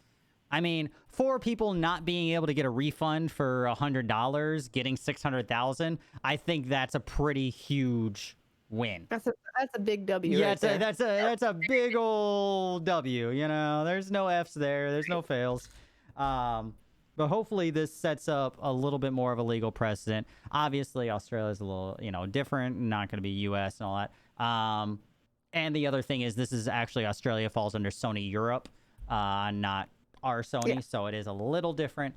But we'll see. But once again, it's, you know, as weird as it sounds, I'm not a Microsoft fanboy. I'm not saying it as that, but there's a reason that almost every week Sony is the bad guy company of the week. Literally, they cannot stop fucking up. They literally, like, I find the news and we talk about it every week, guys. Like, there is no bias. Sony has been bad guy company of the week, like, out of the 19 web shows, I would guarantee it 10 times. It was also bad guy company of the week. Yeah. Like, that was like over a month ago. Yeah. I mean, it's not because I'm on Mixer. It's not because I report the news as I see it. You know, I try to be as impartial as possible. Well, with my own personal bias, but there's not any, you know, not a Mixer bias or a Microsoft bias. Right. But yeah, it is nice to see kind of Sony get it. I own a PlayStation. I love Sony and I love their games and all of that stuff. But I mean, Last of Us 2, I will be on that shit. Through history, Sony has consistently had way more fuck ups. And it's terrible to their consumer base. And everyone that had PlayStation Online's credit card info was stolen. Remember when Sony PlayStation Online was brought down by Anonymous for 5 straight days? Like, there's a reason that they get targeted, and there's a reason that there's always news surrounding them, because they're kind of a clusterfuck of a company that just happens to put out really good shit. Yep. I always make the joke. It's like the bad guy company is Sony. The good guy company of how you want to model your company is Nintendo. And Microsoft is just kind of in the middle. You know, they're the true neutral. So, amazing. Yeah. Nintendo, lawful good. Sony, chaotic evil. Microsoft, true neutral. You know? Well, I would say chaotic neutral. Chaotic neutral. Yeah, exactly. I wasn't going that in depth with it, but you have of the 3 companies, that's how they fall. You know. Outlaw, we've had a lot of good times where Nintendo has done good. I'm not saying they're perfect, but overall they're a good company. You know. That being said, I didn't want. I wasn't gonna bring it up this week, but they too. But overall, they're pretty much chaotic good. That one the identity kind of or security breach that they had. And I saw today has been released now. It's double what they thought it was initially of all the security breach, which wasn't Nintendo's fault. It was the other company. So, but I did see that today. Nintendo is severely overzealous when it comes to their own copyright claims. They are son of a bitch when it comes to copyright claims. If you ever upload a YouTube video of yourself playing a Nintendo game, just fucking don't. just stop. Just stop. Down so fast. I'm surprised they haven't forced me to get my tattoo removed at this point. Like, they are so anal when it comes to their own copyright. They probably think of it as a marketing thing for you. I don't know. Well, then again, on the other side of it, maybe you're not family friendly. All of my alerts have been Zelda since day one. Since I've been streaming for over 5 years, and since day one, I've never changed my alert sounds. And they're all Zelda, so I'm just waiting for that. My Ember sound is Mario. So the little like Mario when he gets the star thing, like. Wait till it fixes her. Legal team strip your life away. Anyways, so that's Sony. Yeah, with Nintendo. Sony, bad guy company. Feel good news this week. If you're missing baseball, is anybody out there missing sports, missing baseball? If you're missing baseball, Monster. if you love Pokemon or any other stuffed animals out there, guess what? Now you can have the best of both worlds. Hold on, let me pick up. Where's my other pictures? I didn't open it. So that is just a small little picture. Let me open up the pictures here because I accidentally closed the tab. So South Korea Pro Baseball is being played right now. It's actually live, but spectators are not allowed. So they are filling the stands with Pokemon plushies and other stuffed animals. So Pokemon is like the big thing. But there's other thing. So this is great. I don't have it cropped anymore because I accidentally showed the thing. So we're just going to scroll and talk about it as once it goes. There we go. Honestly, I think it's great. It looks like most of the stadium. Yeah, it's so I think this is hilarious. I can't zoom in. You guys are over like cover here. You know what? I'm going to move you guys over to me. We're just all going to be on this side right now because I had all these images pulled up separately and then I had to do things to fix things. Oh, that's the first one I saw too. So anyways, I know. So it's like you have like look at them. I love this. So there's like fucking Pokemon. There's SpongeBob in the stand. Like 4 different Pikachus. I know. They really are. So it's like the thing that I get, like, we'll scroll through a couple of these here as I'm going like through like the pictures. I had them all before, but I have like Mickey Mouse and all that. I have a couple questions. This is hilarious, and I think it's great, and this is why we're talking about it. But they're not restricted seats, which I like. I like that, you know, Pikachu doesn't have box seats or restricted seats. Sometimes more than SpongeBob or vice versa. Like SpongeBob, there is second row. He's first row this time. You know, he had to switch up his seats a little bit. There is no like who's better or worse. You know, I do like that. I think it's funny. This is how it started. So this is the image of how it kind of like started, like slowly, like 2 months ago. Yeah, they just put like a couple, and it's like social distancing. Like here's just a couple, and then they started invading like more and more. So funny. Oh my God, this is adorable. And you know, my question is like, where did they get all these stuffed animals? Did the actual like owners of the stadium and the baseball teams go, hey, we need stuffed animals? Do we go out and buy them? Did the lonely pretzel girl, like the 40-year-old pretzel girl who has all these in her bedroom, did she like donate them? Like, where did all these like 200 stuffed animals like come from? Like, they just like showed up. So you have like all these. Oh, there we go. We got this one. I think this is a different stadium. Well, no, maybe it's the same one. We do have the same Pikachu. I don't know. Catches the ball. I don't know. It might keep the ball. I think there was like one that definitely looks like a fucking, what's his name? The Seth. Yeah, the Ted Bear. Yeah. There's so many on here. This looks like an Animal Crossing type of, or like the Villager type of thing to me. All the little tiny mazes. Like, where did all of these like come from? Were they donated? Like, these are the questions that I ask when I see these things. Like, were they donated? Were they bought? Like, all that. Because like other baseball teams and all that in Korea, because the stands are like, they want to fill the stands, at least that way it doesn't look empty behind them. You have like, you know, these cutouts, you know, here. This team has giant blow up dolls, which I find kind of creepy. very amusing. And then this one just put like sticker, like this is a whole like plaster thing behind like, or like a tarp in front of each row. So that way it looks like kind of somebody's there. And then another team has a whole robot band supporting them. I think that's fucking awesome. That's pretty dope. Dude, that's what I'm thinking. Like, you see the robot band, like Outlaw, yeah, the fucking like giant. That's what I thought. I'm like, okay, so this is just giant inflate. I mean, it's if this was Japan, not Korea, I definitely would think this would be like a bunch of robot sex dolls or inflatable, because we know how Japan is. Let's be honest, guys. We know how Japan is. We know what you can buy out of vending machines there. You know, we it is what it is. But yeah, like where did all the stuffed animals like come from? Maybe they were donated. I'm assuming. I'm hoping. I hope maybe they were donated, and maybe they're gonna donate them to children after they're done with them. That would be nice. That would be nice. You hope. Yeah.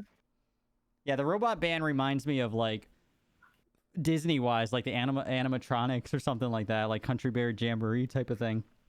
That's what I think. Yeah. I have not hit that. I have not visited Japan to hit that recently. No, I have not. What are you doing, K-Cat? You gonna knock over more stuff? You gotta corner that market. You don't know about that? That was my no, that was my joke. I know I was gonna say, like, how do you not like you no, of no, all no. people? No, I know about that. I actually have a friend from college who has sold quite a few of those. It's just like, all right, you do you. Hey, whatever makes you money. No, I'm looking into that. This is someone's bedtime. Hey, don't hate on the blanket. We actually talked about this at the beginning of the stream. And normally, a lot of times, you guys see me even still, like when I'm sitting there playing like Apex, I sit there with like a blanket over my legs. It's like a comfort thing. I don't know. I do it. It's a comfort thing. Like I have little like things that I have to do for like my anxiety and stuff. So this is one of them. Like literally, I will like if it freaks me out when I don't have a cover on. It could be 100 degrees in here, and I'll still have a cover on my legs when I'm streaming. I just don't wear pants. I mean, I have the side cam, so I can't really do that. We're not going to talk about I my have a bunch of stuffed animals that I have to the right of me. I mean, I have all the Animal Crossing stuffed animal things, but they're not really stuffed animals. They're just stuffed things. But I do have like a garbage bag full of like my childhood stuffed animals. I mean, I have Perry on the stream every day. I have I have this Beanie Baby. Aw, it's a moose. Yeah, he's one of my favorites. That's a moose. I was going to say, this isn't a moose. Hold on. No, he's one of my favorites. No, What's you have his all your name? I can't llamas. remember. Llama. His name is Chocolate. Makes you just want to go watch the llama YouTube videos. His birthday is April 27th. He's a Canadian moose. It always weirded me out that Beanie Babies had like birthdays and other like I don't know. It's No, I agree. like, This was given to me. It's not mine. I never collected Beanie Babies. You have llamas. Is that a sheep on the end, or is that a? No, it's a white llama. Oh, it's a white. Okay, I couldn't tell. I was like, wait, what? And I have one that's tie-dye, but my dog ate its ear off. And then you have it's now the dog's toy. Mm-hmm. Then you have Kitty in the background. It's like that is the king of the stream, and he knows it. People will literally just donate me money and be like, "Go buy something for Zeus." I'm like, okay. Mm-hmm. Oh yeah, and I have this too. Llama with hats, Carl. Someone at PAX, and it's literally a llama beanie. But Carl. That's awesome. That is amazing. I have a hunger only hands can satisfy. Dude, I like somebody when I was doing like a random like YouTube dive one day on stream. Somebody was like, "Go watch llamas with hats." I'm like, I am not spending the next like half an hour doing that because you can't do like you can't just watch just one. All of them. I would watch all of them. I'm like, yeah, you have to like watch all of them, or you can't just like watch one because it just doesn't work that way. I might set up some llamas with hats as some new mix play stuff now. Now that I'm thinking about it, I'm gonna write that down. Nick, write that down. Llamas with hats mix play. I like that. I'm gonna replace the other song. I like that. I'm gonna write that down. Nick, write that down. Actually, now that you just said that, going back to our earlier topic, how is mix play gonna work for it? DMCA. Yeah, scary stuff. It's not. It's not. I'm sitting down. Because it's archaic. That's really good. Hold on, Kdog, don't move. Your desk is sinking. I know, right? It's like, ah! The joys of a sit-stand desk. All right. Yeah. Although I like standing. I needed to stand for a bit, so. When you're sitting, you look less skinny. Well, thank That's a you. good thing. Yeah, that's a good thing. But Most people I wouldn't think also that's like, a good thing, but I know. Yeah. I like even like doing things because then I could do like more of my hand movements because I can move a little bit like while I'm standing. I was like, oh, I kind of like this, you know? Yeah, like you're more fluid when you're standing, but then you're like, shit, I'm standing. Yeah. Yep. Hold on, let me pour a little bit of goodness before we get on the next one. God, the duck song. My favorite, yeah, the duck song is great. That and the beaver. We have watched. Beaver. Or no, not beaver. No, badger. No, it's not beaver. It's badger. Yeah, Badger. I knew it was one of them. Mushroom. Yeah, it's badger and the duck song. I have watched way too many times on my stream, because I also like to do that when I'm like feeling really whatever, and especially like really tipsy by the end of the stream, and I'm like, hey, all you kids out here who are waking up to go to school or not because of COVID, like that's the last time that we did this. I'm like, oh, there's like 200 people out here lurking, and I have all the Fortnite kids showing up on my stream. You want to see what the internet used to be, kids? And then we do that. Like, this is what the internet used to be. Have you guys? Have either of you seen the mushroom party? The mushroom party video? I have. No. That's my $10 dono alert. I love it. Every time someone uses it, someone chats like, "What's that?" I'm like, "Oh, you're so sheltered." Yeah, it's like I've not seen it. I'll look it up. I have spent I'll like post it in chat. multiple hours just diving through YouTube and gone, all right, somebody give me other old school YouTube, and somebody would like pop up something from like a year ago. I'm like, that's not old school. I'm talking like 4chan old school, like E-Bombs World old school shit. And then we find all that fun stuff, and it's great. You know, Homestar Runner and all of those exciting things. Yeah, we go down the rabbit hole every once in a while on the stream. So, Charlie, I'm really not going to tell you what I think that looks like, but Yeah.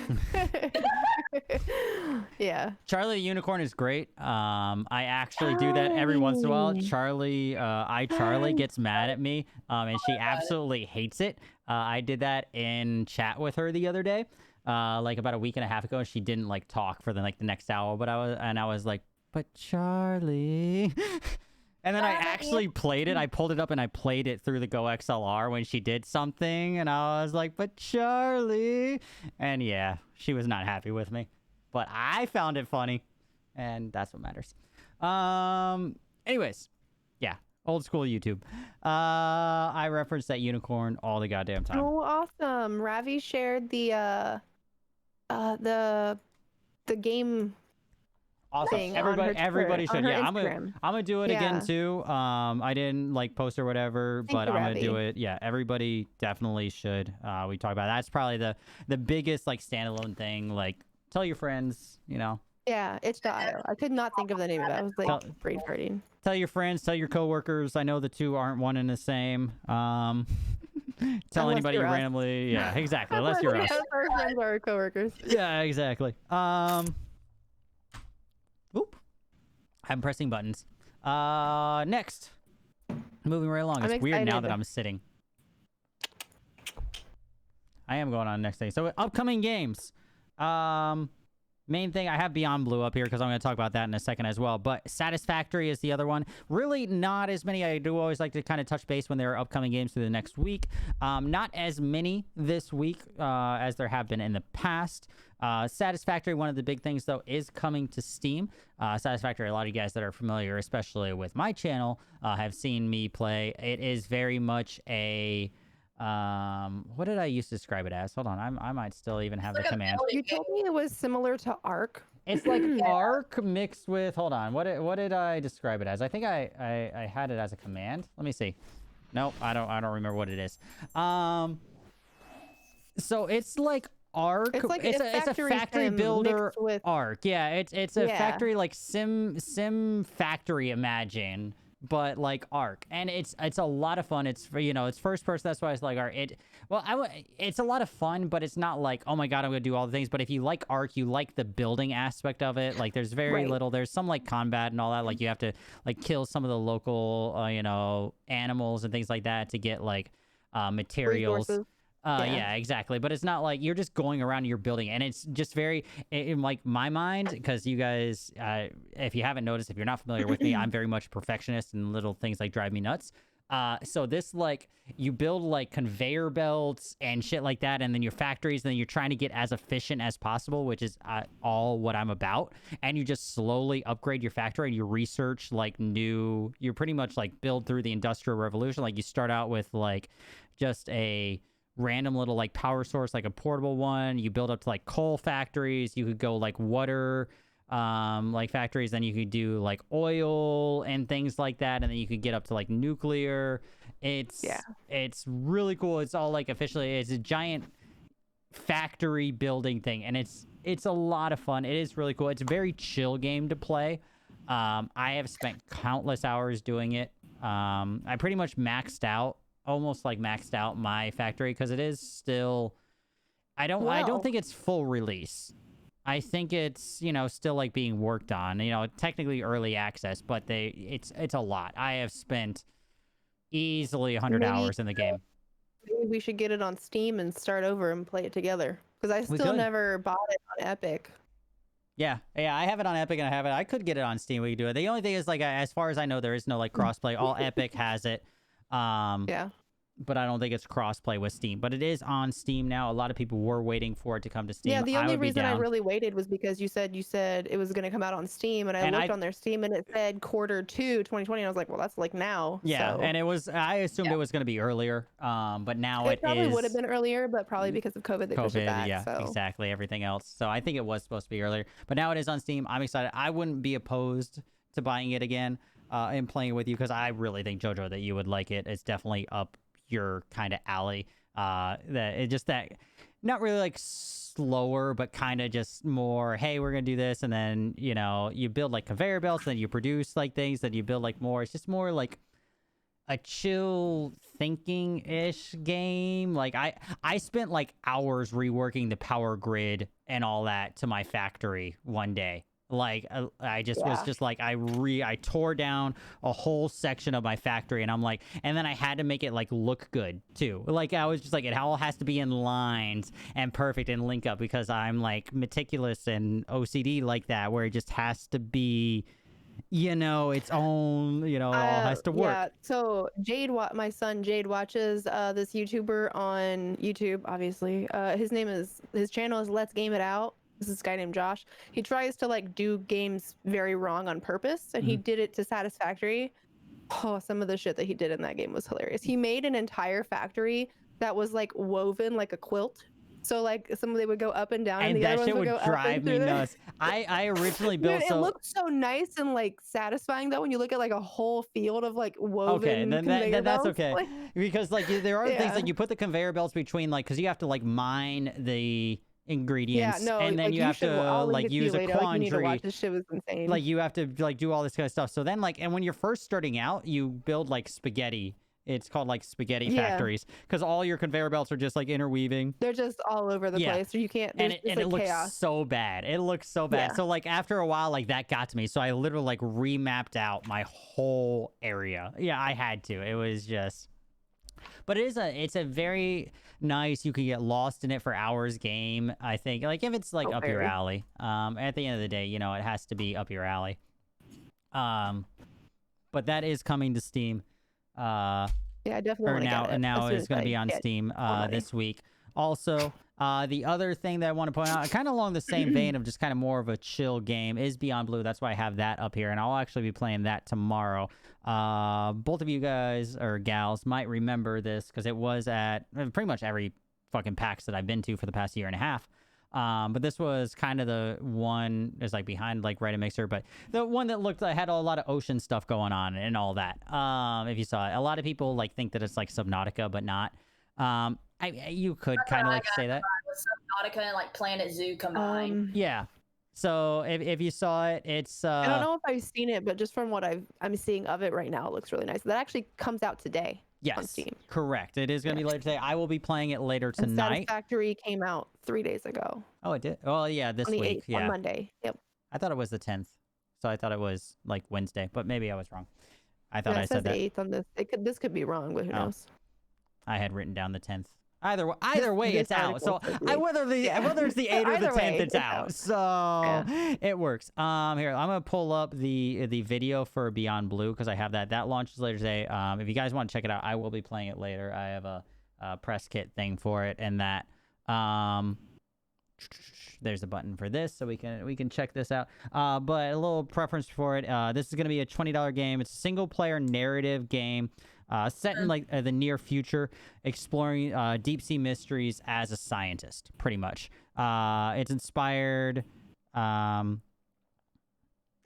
and featuring parts from the BBC's Blue Planet. Hey, positive vibes! So you have like BBC, if you're not familiar with it, just kind of like the Planet Earth kind of thing. They're educational things, educational shows, which are awesome and great. So this was inspired by and that. So it's a game very immersive. The graphics and all that look amazing. I can't wait to get my hands on it, really play it later today. But I've seen it the last 3 PAX events that I've been at. I'm gonna shrink you guys down a little bit now that I've adjusted. Welcome to the Western Pacific. I'm Thank you Dr. guys for the Mariah raid. Soto, Thank you. and I'll be your eyes and Hey, you guys, ears we on this appreciate you. expedition. I'm I'm joined today I'm by like stretching 2 you really weird. colleagues. Hello, I'm Andre. And I'm Irina. First Alright, time let's on a play. live I'm gonna stream. go Be gentle with her. Exactly. Dude, this You have looks 2 dope. minutes. Dude, it's a gorgeous looking game. Like, you know, it's not like there's not like a... That's as close far as I enough. know, there's not like You an can use your evil dive work to terror control down the there. boy from It's there. more a combination of I'm scanning to train our AI knowledge to and learning, because it recognize is sperm kind of whales. like, you know, And so it we can features like hopefully BBC things recognize our from that, so specific you friend can later. learn about it. But it's like supposed to be near future where you can analyze things and figure out things, and there's some type of mystery to solve. Yeah, I mean, deep water. Some people do have that, Hello, but Mariah. Thanks for checking in. Feeling settled Yeah, in some the Honestly- people sun. are afraid of deep I'm water. great. This looks really Nice cool to seeing me, you. though. Nice. yeah, it looks a very cool, chill. Just explore and learn and just be like, wow, this looks solo really fucking subtext pretty. Makes me nervous. Yeah, We're definitely pretty fitting much. it out for 2 It's like the pilots same next reason I time. wanted to play Raft. Didn't you help design it? Yes, but now you're driving it. Well, you don't see that every day. At least I don't. Neither do I.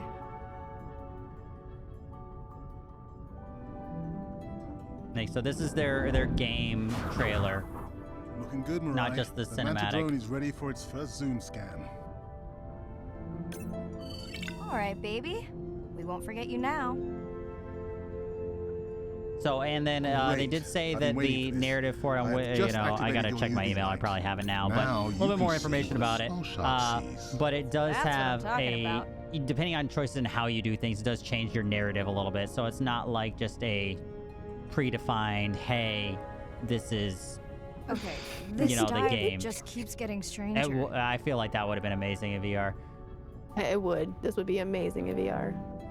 And that could be something in the future, you I know, have this is just how something they're I starting know it out on you PC and that.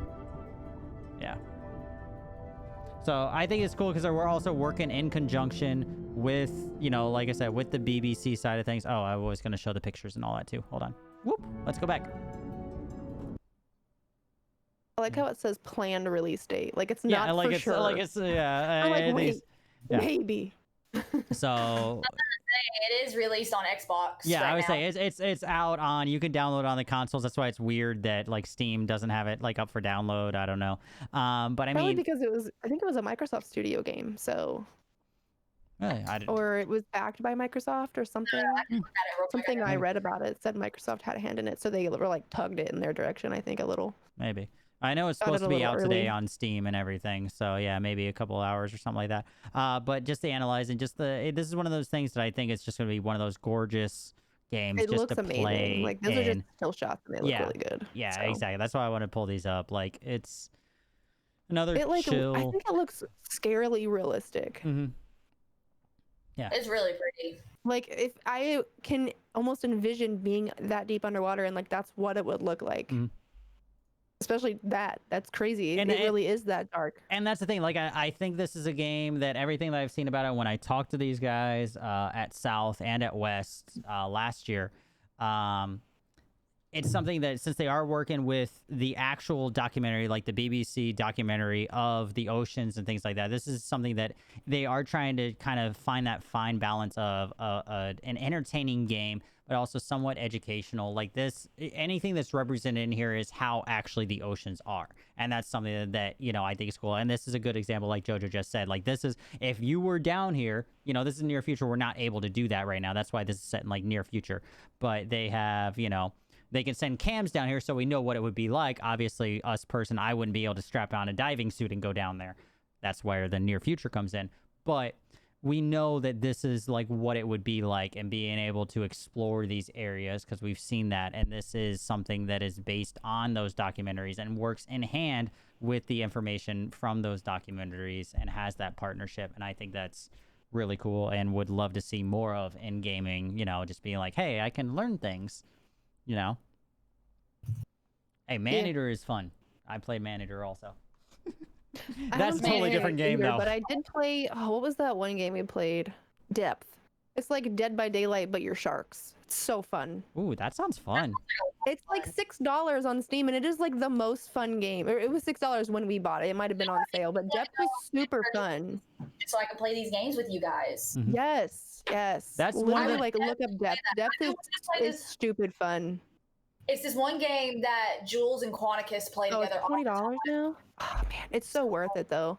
Like it literally like there's different sharks, and different sharks have different abilities. Like the killers in Dead by Daylight have different abilities, and you're just little swimmers, and you can do different things. You have like tools that can help you, and then it randomly selects a person to be the shark. And if you're eaten, you become a shark. There's different game modes too.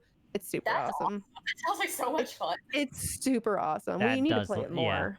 And that's one of the big it's things. like one of those games you could pull random people in from your community to play it too, if they have it. Mm. And it's just like you could just eat your community as shark. It's super That's fun. one of the great things about PC is because you can find, especially like that's why I love Steam. You just find, and that's why I pointed the other thing out to JoJo. It's like you find for $5 like a random game, and it's so much fun. Like, you know, what's $5? Let's fucking go play this game, have some fun. It's crazy. Like if you just browse through the store on Steam one day, just go find like the cheaper games, and just some of them are absolute gems. It's crazy. Like I was talking like Mount Your Friends and Gang Beasts. These are all like little tiny game gems that we found years and years ago. And Depth was one that we found. Was it just last year? Either last year or the year before. I don't remember. But we were just looking on like top rated for that week on Steam, and Depth was on there, and it had like 8 reviews, but we all bought it, and so now we all have it. It's super fun. But that game kind of reminds me of that. I would play it. should So get yeah, it. that's the games this week. Of course, in the next 2 weeks we have. I think in the next 2 weeks, I think Last of Us comes out. I got to look at the dates, but we'll talk about that next week. The other one. It's a week and a half, I think, from now. But this week, those are kind of the big ones. Everything else was kind of like more smaller indie games, so not other big games to talk about coming out this week. But that's how we're transitioning into the games topic for the web show here a little bit. Destiny. That is probably the biggest news this week for games in and of themselves. DQ, do you play Destiny at all? I can't remember. Are you a Destiny person? DQ. Nope. Okay. I'm like, wait, what? Like, I was just looking. I was like, wait, did she freeze? Nope. Too. I'm sorry. Got banned by Outlaw. I was like, wait, I need to make sure that's in my stream too. Hold up. Yeah. Dog. Okay, we're good. Oh yeah. Whatever. Well, I mean, what? I wasn't even looking at chat, but I'm The sorry, I'm 19th for Last of older. Us. Damn, I Yeah. have a week to finish the first one. I'm only about 50% through the first one. Yeah, it's after just the played next show. Just I knew it getting was on after as the well. next show is when it comes out. The big Never news played this Destiny, week is Destiny. I couldn't remember if you were like a Destiny person at all. I know there's a couple people. I obviously have mixed feelings about Destiny. Anybody who's been on any of the web shows or Same. knows that knows Same. I have mixed feelings about it. I just can't wait for Outlanders. I always confuse because one's a show, one's the game. I'm pretty sure Outlanders is a show. so it's probably Outriders. There we go. Yeah. Outriders. That's the game I'm excited for that hopefully will dethrone Destiny. I loved Destiny when it came out, and then the first month goes by, and you're like, yes, I'm capped on everything. Now what do I do? Well, that's There's kind of the nothing. thing. Like, there's so much, and this is like one of the things I want to talk about, like as we're going through. So, I mean, I'll preface this: none of us really played Destiny, but it was the big thing in the gaming news this week. Of course, this past week they have two things. They did have a huge press reveal. I'll talk about it in a second. The other thing was they had their endgame event, which is what I have posted here, which is kind of like almost them trying to do a Fortnite-style endgame live event, where we've talked about those before, where like Fortnite does things like the concerts, things like that, live events. They kind of did their own thing where it was supposed to be an explosion of this ship that was part of the story, and et cetera, et cetera. People who know Destiny know that a little bit more so than I do, but it was supposed to be an explosion of the Almighty that was supposed to be live, had a scheduled time. Whether because Destiny and Bungie fucked up or not, I don't know, but the show didn't even, or the in-game events didn't even like start until 20 minutes after. It's supposed to be like 1. It started at 1:20. So that was one thing, and then it took over. It was 20 minutes before anything. I did notice that you did the little screen. It was an That was accident. nice. Yeah. I leaned on my keyboard on accident. I know it's your screen switch. But so they had 20 minutes before anything happened. Then they showed a couple lasers, and like, here I'll show. I have. It was very prolonged. I had a lot of people say that it started late and ended very late. It took forever. Yeah, so you had like the lasers. I think that these like started like 20 minutes slowly, and it took them like until like the 50-minute mark until actually like reach the ship, and then like slowly things happen. And then at 90 minutes, the ship like starts to crash, and then a little bit after that, it takes 10 minutes for the ship. So this is how it started. 10 minutes for the ship to actually like start to come in and crash, which obviously looks cool, but people have time, like things to do. why are like, we spending 2 hours watching this ship slowly crash? Like, they could have done this and this, like that 10 minute, that could have all been like that one 10-minute like 45 segment. seconds. Yeah, right, or something. It could have been way if you, faster. if you wanted the end-game event, I get the 10 minutes, but that's like the thing that I was getting, like, why? Like, I get, okay, it's an in-game cutscene. Why? Like, even the articles that I read, I sent you guys the couple, and I read a couple others looking on more information. I try to be objective when it comes to Destiny, but there's so many things, like the community, the Destiny community is going to be there either way. And that's what I think it comes down to. And I could tell with certain articles that are Destiny fanboys and things like that are there. And they're like, okay, yes, it was an attempt at doing a Fortnite, a Fortnite live thing, but it took 2 hours for this event that literally could have been a 2-minute cutscene in game. Yeah. Like, could have been. Yeah. Why are we advocating this? Like, I get it, like that, okay, yay, they did like a live event, you were able to watch it with your friends, and they were trying, and I get this is their first thing, but MMOs have been doing this for years, even before Fortnite. Like, Fortnite is the biggest name to do it recently, but let's be honest, MMOs have been doing live events for years. Oh my god, since the first one I ever fucking played. Yeah, so like, why, like, I don't get why we're giving such a benefit of the doubt to Destiny for a 2-hour event that didn't do anything. That was a glorified cutscene. Didn't do anything except for waste time. Yeah, it started late and everything else, and then everybody's like, oh, well, it was kind of like cool, the 10 minutes that were cool. Like, I did see that people were like, oh, well, the only like great things were like 10 minutes, but and like, okay, yeah, that 10 minutes is great, but like, I don't get the, I really try, guys. I try to understand. 2 hours make it more eventful than having to sit there and stare at lasers. Yeah, exactly. And everybody that are the diehard Destiny fans, they were sitting there the whole time because they were expecting something to happen. And like, I was reading like articles, and they were like, oh, well, in game, you could see that the NPCs moved to watch the event, which is cool. That's great. That, obviously, okay, you can have it, but why? Okay, that's something that should be done. Once again, MMOs have been doing this for years. Like, they're trying to model themselves after an MMO, which Destiny is not. It is not. It is No. not. It wants is to not. be, but it is not. It wants I to will. be so bad. That is one of my biggest things, and why I have this argument about Destiny all the time. It's like, oh well, it's like people are like, oh, it's an MMO, I can do this. I'm like, no, it's like fucking an MMO not. if you stripped it, if it's pump Of and every and yeah, throw. it's an MMO if you stripped it of all the things that make an MMO except for Yeah. being able to play with your friends. Like that's literally it. Everything else that makes an MMO an MMO. But I've had that argument many times, so I'm not going to get into that. Just watch a past YouTube video. I go on rants, or really like half my streams if Destiny comes up. I want to love the game. I really do. I really want. 675 million miles away. Want. Yeah, I like how Lefty just did that. Yeah, just did that time. That's awesome that you calculated that. That's what he does for a living. I love it. But that being said, that was the in-game event that happened. Definitely not worth it. But also with this week, they announced all of their plans for the next 2 years, which is kind of cool. It is nice to see. I think it's kind of bold. And I was gonna say that also. Like, this is what we're doing for the next 3 years. I'm Yeah. like, that's cute. You think you're gonna have a game base in 3 years? And that was you one of the. barely have one now. That was one of the things that I actually wanted to bring up, and I have in my notes at the end. It's like, do we LOL. actually see Destiny? Because it has its No. diehard fans, but how Destiny? They've blatantly Okay. said they're not going to make a Destiny 3. They're just going to continue Destiny 2. Do you see this actually lasting through the storyline of 2.5 years from now? Here's the Saved to make thing. Overwatch 2.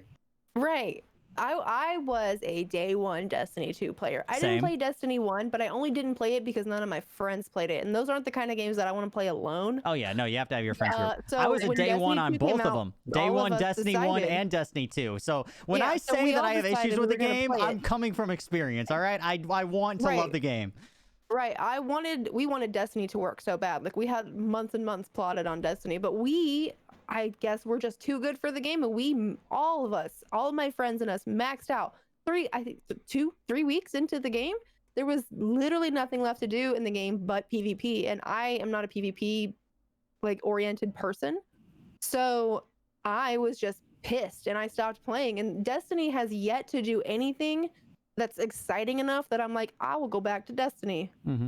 Agreed. All the DLCs came out. Everything was hidden behind a paywall. What was it exactly? There was the raid that came out with the base game right when it launched, and then they released their first DLC, and that raid was then locked behind a paywall, and you could no longer do it. And I was like, well, that's bullshit, because I've already done it. I've already beaten it once, but I can't get the rest of my loot from in there unless I buy your $60 DLC. Yep.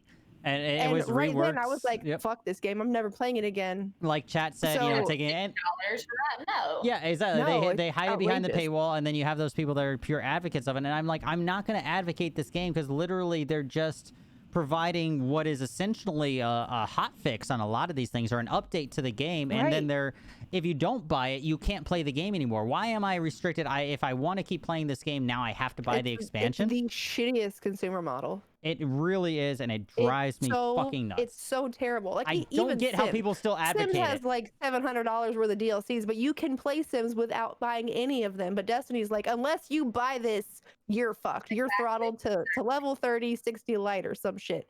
And there's just nothing you could do. There's literally nothing you can do about it. And then chat said something about, and that was the thing with Destiny 1 was the game didn't really become the game, a good game until Taken King. Like, it was okay in Destiny 1, but Taken King was what made it. And so but that was a good example of, just like you said, where it's almost hidden behind a paywall. They redid all the things and provided for it. And that's almost what we're seeing, that they're sticking to that brand almost again. And I feel that same way, that they're just bringing that back with 2. Because it's so fun to play. It really is. It's a really fun game. And it's just, you can get all wrapped up in it, and there's so much to do, and it's so open world aspect also, like all the planets. So and much potential. There's It has so much. so And much then they're just potential. like, That's what "Hey, drives all me the nuts. money." I'm not gonna pay $500 to play a wannabe MMO To get 10 more levels? Okay. like Right. So much let's potential. pull in WoW. I mean, yeah, WoW, you play a monthly thing, but also the servers, and it has a much better, an actual MMO, not this, hey, I can talk with 10, there's 10 people around me in the Right. the WoW tower. has endgame and dungeons and grind and things for you to do. Yeah. And then you buy an expansion. Here, pay $60 for a DLC. You beat the raid that came with that DLC, and that's it. You're done. Yeah. Wait to pay another $60 to play one level. It's fun for 1 week after a DLC and the comes raids and all that aren't even set up, like, they're okay, but like when I think of raids, like, and this is what I've always said, and this is where the issue comes in, and I'm getting on my Destiny tangent, like I was trying not to, but this is where it always I'll tangent with you. It's fine. This is where it always comes down to for me, which is, and I think the big difference is that Destiny is an MMO for console players who have never played an MMO. And True. I think It's that's an the MMO issue. for that lack of experience. And if you have ever played another MMO, and I'm not even talking about WoW, which, you know, if you played WoW as your first MMO, I you're used to spoiled. play Lord of the Rings online. Lord of the Rings, like religiously. any MMOs, like I started way back in the days of EverQuest, so I am an EverQuest MMO vet. All right, but it is, if you've never played an actual MMO, Destiny is an MMO to you, and it's great. But if you have played an MMO that has classes, that has in-game, that has raids, that has all these things in the game that should be an MMO, you realize all that is missing from Destiny. And I think that's what kills me about it, because it has so much potential. But it's just missing all these components that would just make it fucking amazing. I think the people that think Destiny is an MMO is the people that take the word MMO and they strip it and they like massively multiplayer online just RPG, face value. Like just face role-playing value. game. They're like, oh, that's Destiny. Yeah, if you literally look at the literal definition of it, but what an MMO is to the gaming community is not Destiny at all. It's not even a good RPG. Like, it doesn't even have a stat system. The loot system is bullshit. The stat, like, you don't have traits. Like, you don't have abilities. And one of my biggest arguments is like Skyrim is an RPG. Yeah, I tell people all the time. I was like, okay, the Titan I don't feel class, like I'm playing Skyrim when I play Destiny. Oh yeah, no, the Titan class compared to the Warlock class, like I always play the Warlock because I play that in my MMOs also. So I play that, I'm that spellcaster, whatever. There really is not enough of a difference between like the Titan class and the Warlock class. There's no difference. I could tank as the Warlock. Every class. Yeah, I got every class max. When I say we maxed the game, all of my friends maxed every class, and there's not really a difference between the gameplay in any of those classes, and that's why it's not in an MMO, you have a tank that goes in front lines. Like if I'm playing a tank, I am the person that front lines. I draw aggro. I do those MMO things. And then the spellcasters, the mages, the DPSs, like they do those type of things and they play their role. It's just really, it makes no difference what class you are. It's just a name. It's an FPS. Like you can spec any class almost any way as well. So it doesn't matter what you pick. I remember telling that to my friend. They started playing it after we started playing it. And they're like, what class should I be? And I'm like, literally the one that you think looks the coolest. They don't do anything. Yeah, they really like makes no difference. So, that's funny. Dude, so the raids, yeah, it's a lot of puzzle solving. Like I think it could be so much more. But either way, they're bold. They're saying that they're going to be around for the next 2 years at least. This year, 2021, 2022. Yeah, they have released their plans for it. Fall expansion coming out, Beyond Light. They have started doing, and we'll talk about a little thing here in a second, but one of the things, starting this fall, Bungie will start to remove old content that is in the game, so current areas, with the option to add them back later as they renovate them. That being said, they are adding Europa, a new area. But with them removing all that, and also one of the things that I saw, they're adding back in Vault of Glass, which was that first raid, that first Destiny raid. Amazing. It was a great raid, but they're adding that back in. D1, right? Rework. D1. Destiny 1. Vault of Glass was it D1? Yeah, I think Vault of Glass was D1. Yeah. I think it was D1. Yeah, Vault of Glass was D1. So they reworked that, and they're adding that back in, and they're adding back in certain areas with the Cosmodrome or whatever it was called. I don't have it written down, but I remember seeing that. So they're re-adding back in areas, and I think once again, like they said, they're taking out, which is great that they're taking out areas that have no purpose right now in the game. So that is MMO style. They're kind of updating things, they releasing. But it seems like they're just trying to, their small consumer base that loves Destiny, they're just playing off their fucking nostalgia. Hey, we're going to give you back the best raid that you guys ever had that you loved from the very beginning. And there you go. Like, here you go. It's back in the game. Same with Cosmodrome. Gonna be going to new locations. I just feel like it's a fan service, but not in the good way. I don't get it. Yeah. I have a hard, I don't know. Anyways, but 2021, we have Witch Queen coming out, which is their kind of like plan story-wise for that, which is the sister to the Taken King.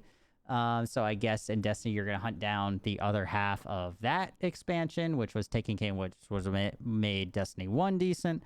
And then 2022, all we know about that is that it's called Lightfall. So they have a 3-year plan, you know. I don't even think they know what Lightfall is yet. They just gave it a they name. just gave it a name. I just gave it a name. They're like, shit, we gotta fill this with something. The name will probably change. Yeah, I'm sure. The release date will definitely change. I mean, my 3-year plan, at least it doesn't involve, you know, working at Hooters or whatever. What was the Adam Sandler thing? Little Nicky or whatever. That's what I think. Big like Daddy. Yeah. Big Daddy. There we go. That's what I was thinking in my head. I was like, their 3-year plan. What's his 10-year plan? Working at Hooters? Yeah. 5-year plan? Yeah. That's all Hooters I had chef. in my head. It's good. But I try not to hate on Destiny because I know it can be a good game. It just has so much more potential. But that is way more potential than they lead. It is the biggest news this week, gaming wise. So definitely, if you are a Destiny person, I really don't want to hate on you. I'm not saying that. It's just, you know, I don't think any of us are like, oh fuck you, you play Destiny. I know. Like if Destiny puts something in the game that I like, I will 100% go back to it. I think it's actually installed on my Xbox right now. I want to play it. I want to love it. I really do.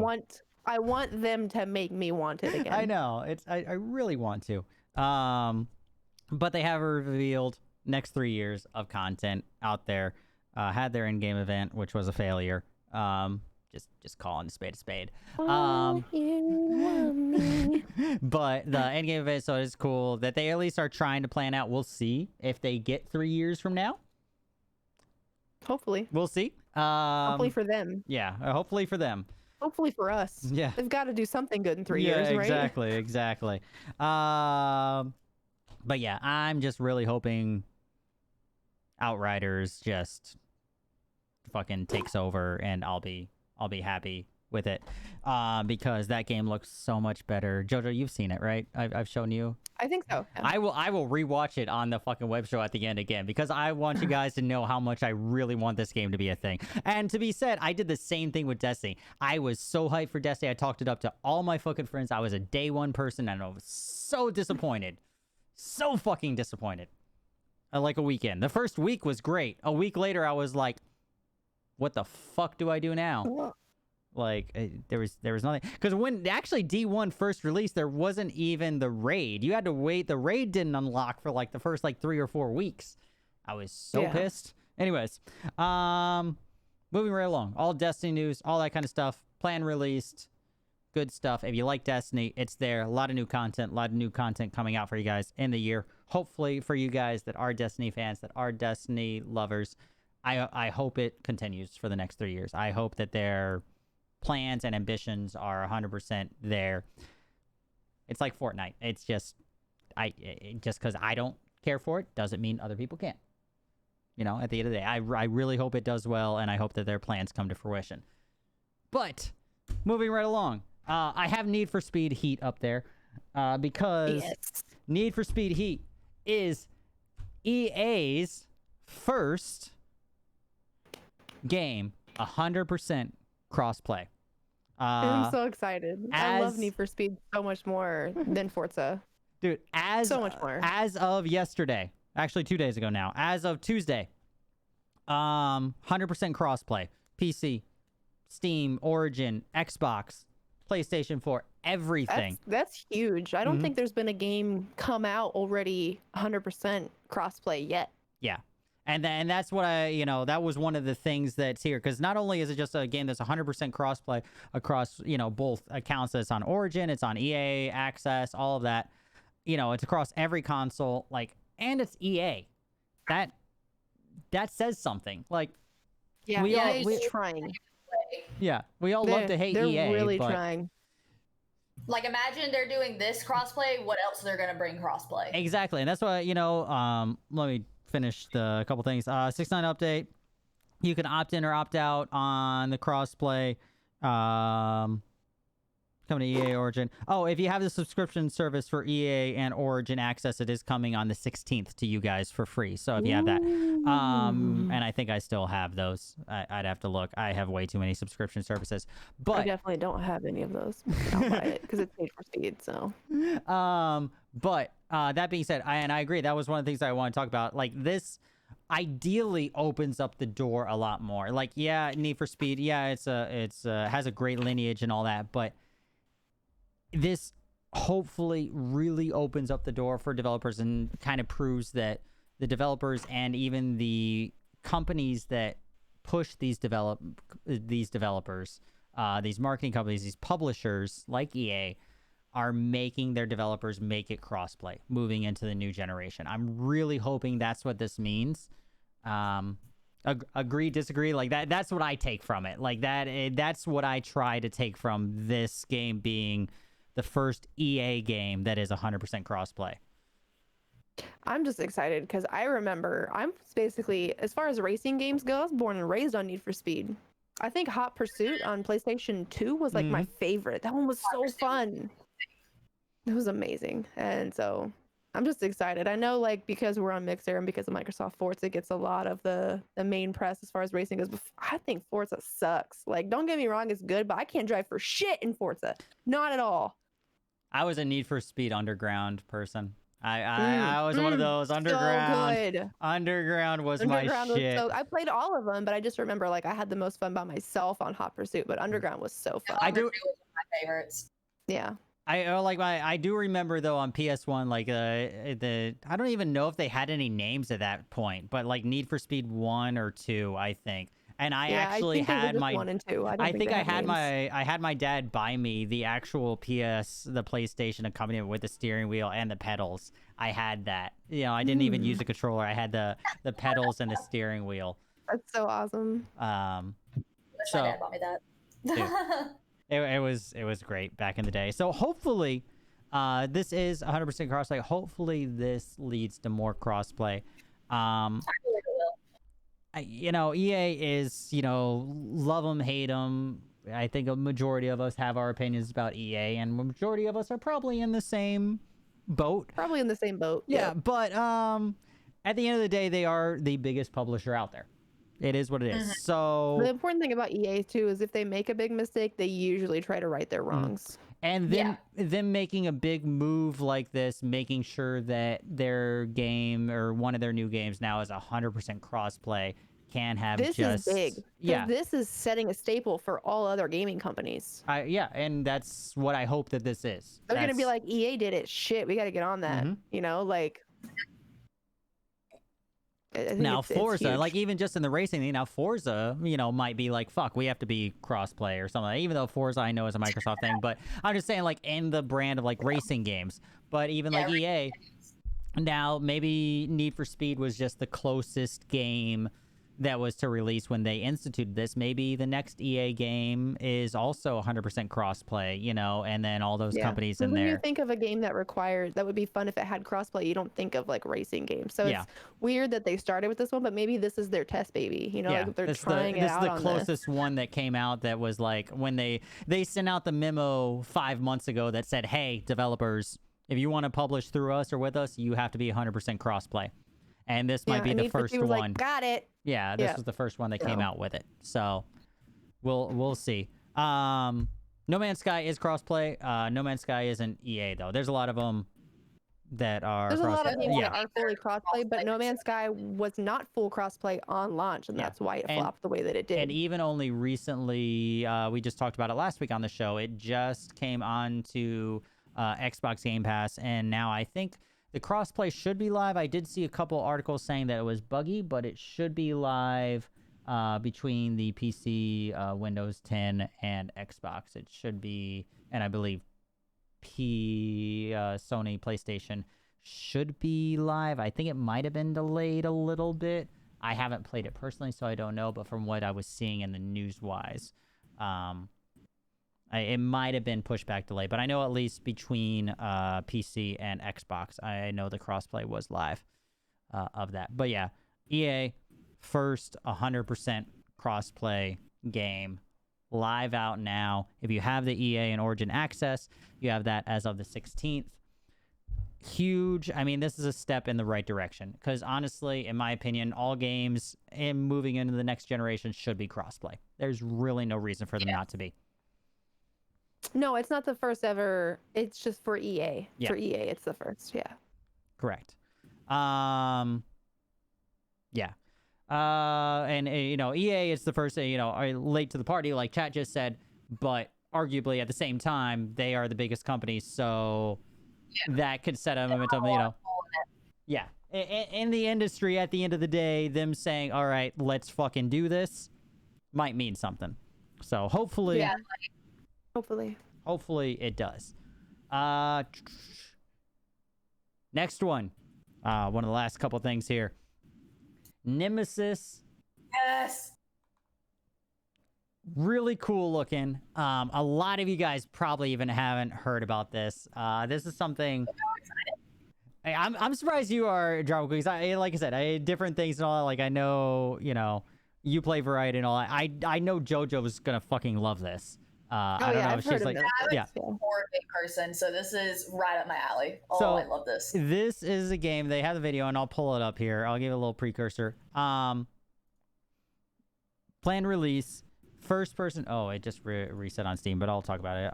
First person horror multiplayer game, which you select different asymmetric character classes. 40-minute matches with goals PvE and PvP. I'm saying that because what it is, if you guys aren't aware, this is a game based off of a board game. So if you're familiar with, like, you know, like I said, I know JoJo does her board game nights, and I wish I had more friends to play board games with because I have so many, like, it's not even funny.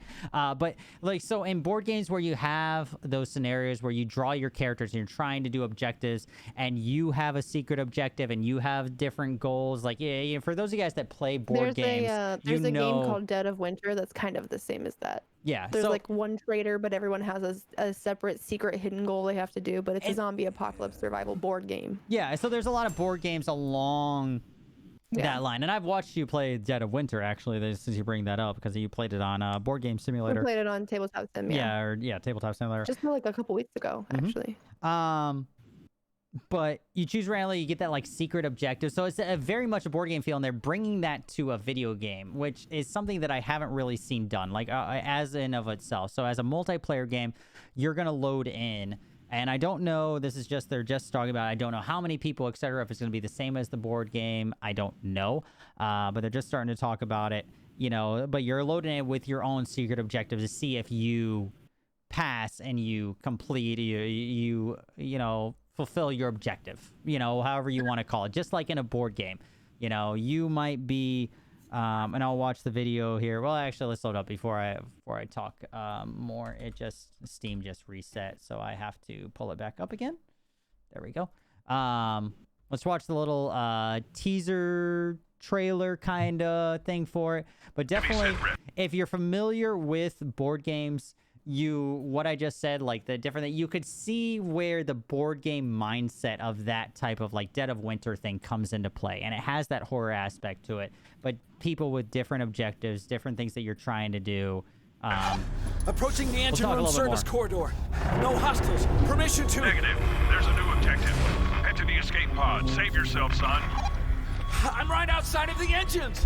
Follow the orders, soldier. Copy that. Heading to the escape pods. System override. denied. Sir, it won't open! Alert. Cutting the power in section 2. Sir? That mother... I'm sorry, soldier. Big Blue, this is Fox 1. Do you copy? Intruder ready for extraction in escape pod bay.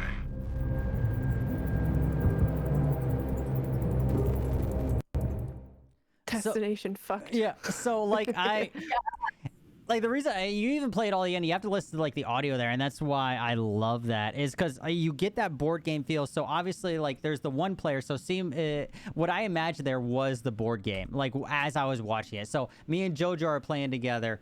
I'm that guy trying to escape or whatever. She's, you know, playing the ship's captain.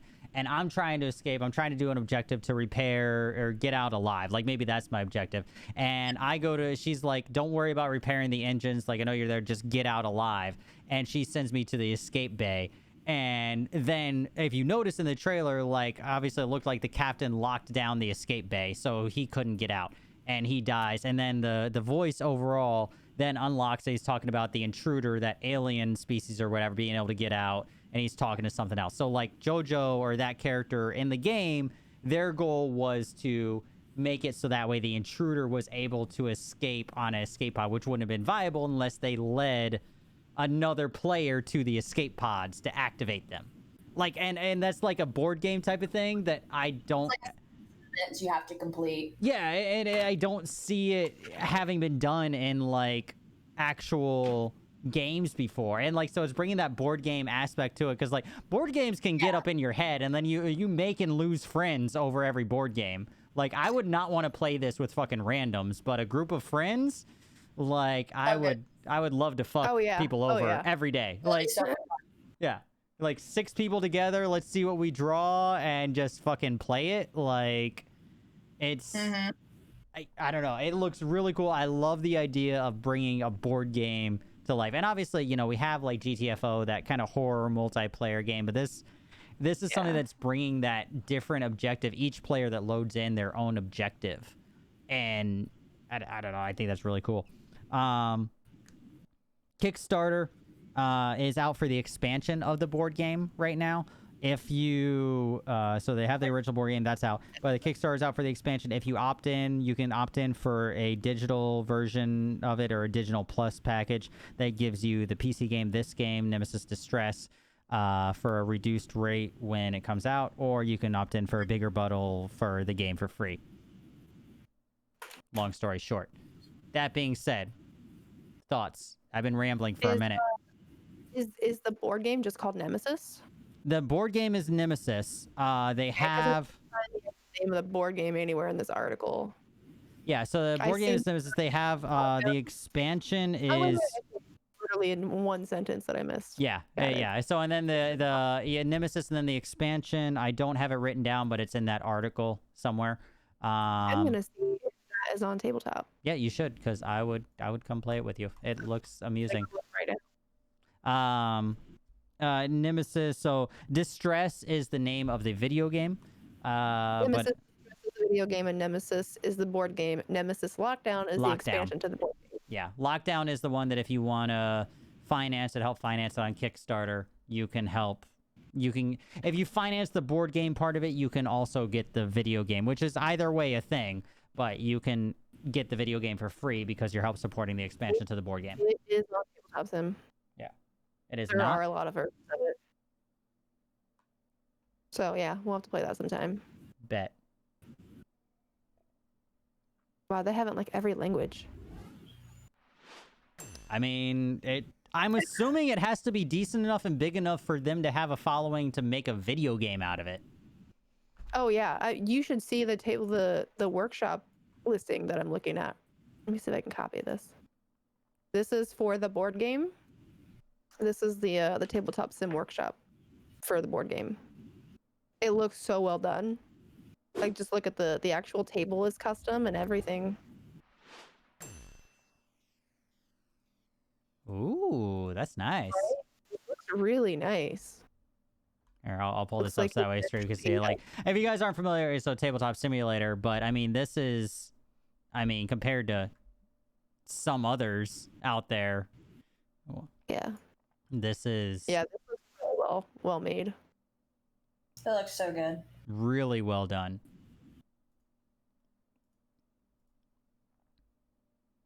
All the character pieces in that, like, Yeah, they're all detailed, and it looks like it's like automated in a way.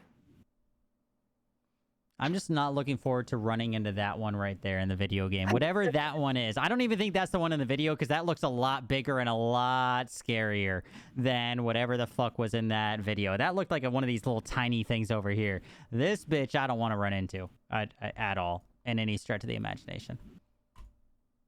I don't know. Don't have a date for this that I saw anywhere. But it is something that I'm going to be keeping an eye on. To be determined. Yeah, so. it's all been to be determined. Something I'll be keeping an eye on. It looks a lot of fun. I do enjoy my horror games, especially horror games that I can play with friends. Yeah. You know, a lot of fun. I mean, these are both DVD girls, so they play their, you know, they fuck around with horror games on a daily basis. So. Well, we played GTFO also. Yeah. Which I would love to get back into. That's actually, they have an update that's coming that they're doing on. Yeah, it's you have to have 4 people. Yeah. It mentally drains you. Like it's so challenging.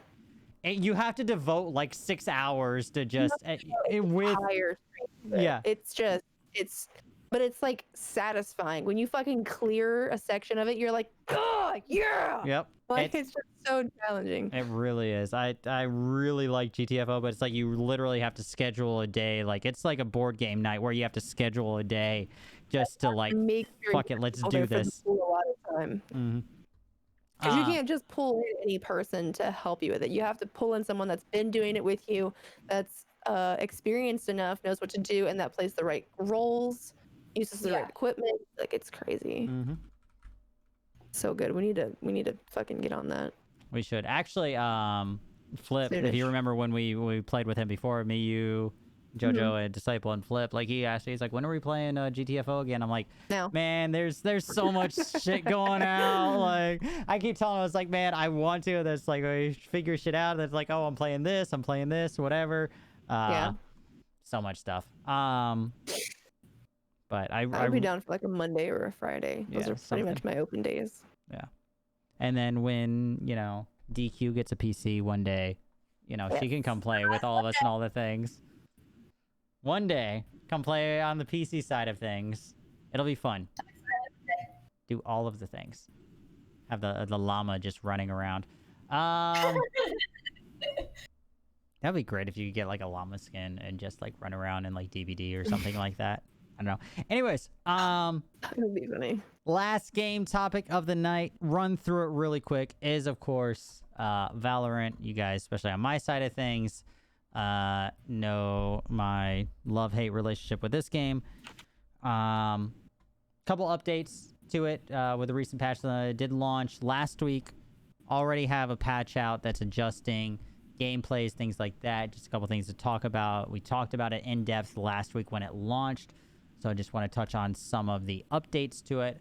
Main one is Sage, the healer character. She got a she got a nerf a little bit. Her barrier, her wall thing that she can throw up, her range on that has been reduced, so she has to be a little bit closer to it. And they said here, and I'll just bring this up. As Sentinel, Sage is supposed to be most effective when defending territory. 20-meter cast range was allowing Sage to aggressively take control of neutral territory, which is fair. The funny thing is that they have literally nerfed Sage, I think, every patch and hotfix that they've had, and I find that amusing. But otherwise, just random little map updates, things like that. Ascent is the new map that they need to constantly keep fixing, and they're going to keep fixing because it's a terrible fucking map. It just is what it is. I went on about it last week. I'm not going to get on that tangent again. I already went on one tangent I didn't want to tonight, which was Destiny, so we're just going to move right along. All maps modified several call-outs to better call names to better match player terms, which is good. So that to me seems like they're listening to their community, which a lot of people are coming over from like Counter-Strike and things like that. Where they're calling people certain things. So now, like on the map, you could always see what the certain areas are. they're actually listening to the community, which is like, okay, this is what the community is calling this area as a whole. Let's just go ahead and change the name of it on the map so that way everybody's on the same page. I think that's cool. Spike Rush is kind of their like quick little mode, the TDM for lack of a better term mode. Features a set of 5 randomly selective orbs, so they updated a little bit. Full ultimate orb is always available. The other ones are going to be chosen at random. And also it updated, so on the screen you can see what the orb is and what it does. Pre-round, what's available. It talks about the orb types: golden gun, 1 shot, 1 kill, deception orb, applies paranoia, which the one thing I did want to say about this paranoia thing, I feel like, for those of you guys that play Valorant, hopefully the way that it plays out is how they're going to rework Omen's paranoia, because it's literally called the same thing. I think his blind needs a rework. They've been talking about it since beta. Hopefully this is how it is, because it's actually really fucking awesome, and I would love to see this rework actually happen. But then performance updates, FPS, quality of life, bug fixes. I didn't see too much in here. A lot of it is like UI wise that they updated for it. But the main thing was Sage got a little bit of a nerf. I'm surprised they didn't nerf Reyna. But otherwise, I'm going to get rid of this screen because it's super white and it's make me look all super whited out and bleached out. Anyways, moving right along. That's it for all the official news thing. Yada, yada, yada, yada nonsense. I'm looking back at chat now because I've been talking. Huh? What? Huh? What? I don't know. Tony, whatever it is, post it Discord and I'll look at it. Let me actually, speaking of, let me pull up Discord. Let me see if anybody posted anything in the Q&A, all that kind of goodness. Not in the Q&A, but in the links. Nick posted a bunch of stuff. Ooh, links. I like links. I see. Like all the little stuff that we touched on, but we're gonna go back to. Yeah, exactly. Ooh, the satisfactory. Ooh, I've done that. I noticed the satisfactory cannon right away. See, this is nice to about when you're on, because Nick just like posts random things when we talk about it. That's Let's Game It Out. That's the video of him wrecking the game. Oh, so I did see, so this, the K-pop things, yeah, I saw that. I actually thought about talking about that, and so they have so many things. So do you want to talk about JoJo? Because I need to take my like 30 seconds, because their whole thing. Well, basically, when Black Lives Matter was trending, dude, and it's fucking great. I'll take my 30 seconds, but yeah, it still is. Basically, there were white supremacists that were trying to make White Lives Matter be trending as well. And in the White Lives Matter hashtag section on Twitter, the K-pop stands, if you guys don't know what K-pop is, it's a type of Korean pop music. The K-pop stands basically they would post a bunch of like K-pop fan cams, like videos of K-pop bands performing and songs and stuff, and they would tag White Lives Matter so that they would flood the White Lives Matter hashtag with K-pop. So if you actually went in there, like say I was a white supremacist and I went in there to like find white supremacist stuff, I would only find K-pop videos. So they basically just flooded it. They did it with several of other hashtags. They did it with something Trump related. They did it with White Lives Matter. They did it with there was Blackout Tuesday. Well, there was also Whiteout Tuesday, where people were posting white squares as white supremacy. They did it to that one as well. They did it to a lot, and it was just very, very funny to watch unfold, pretty much.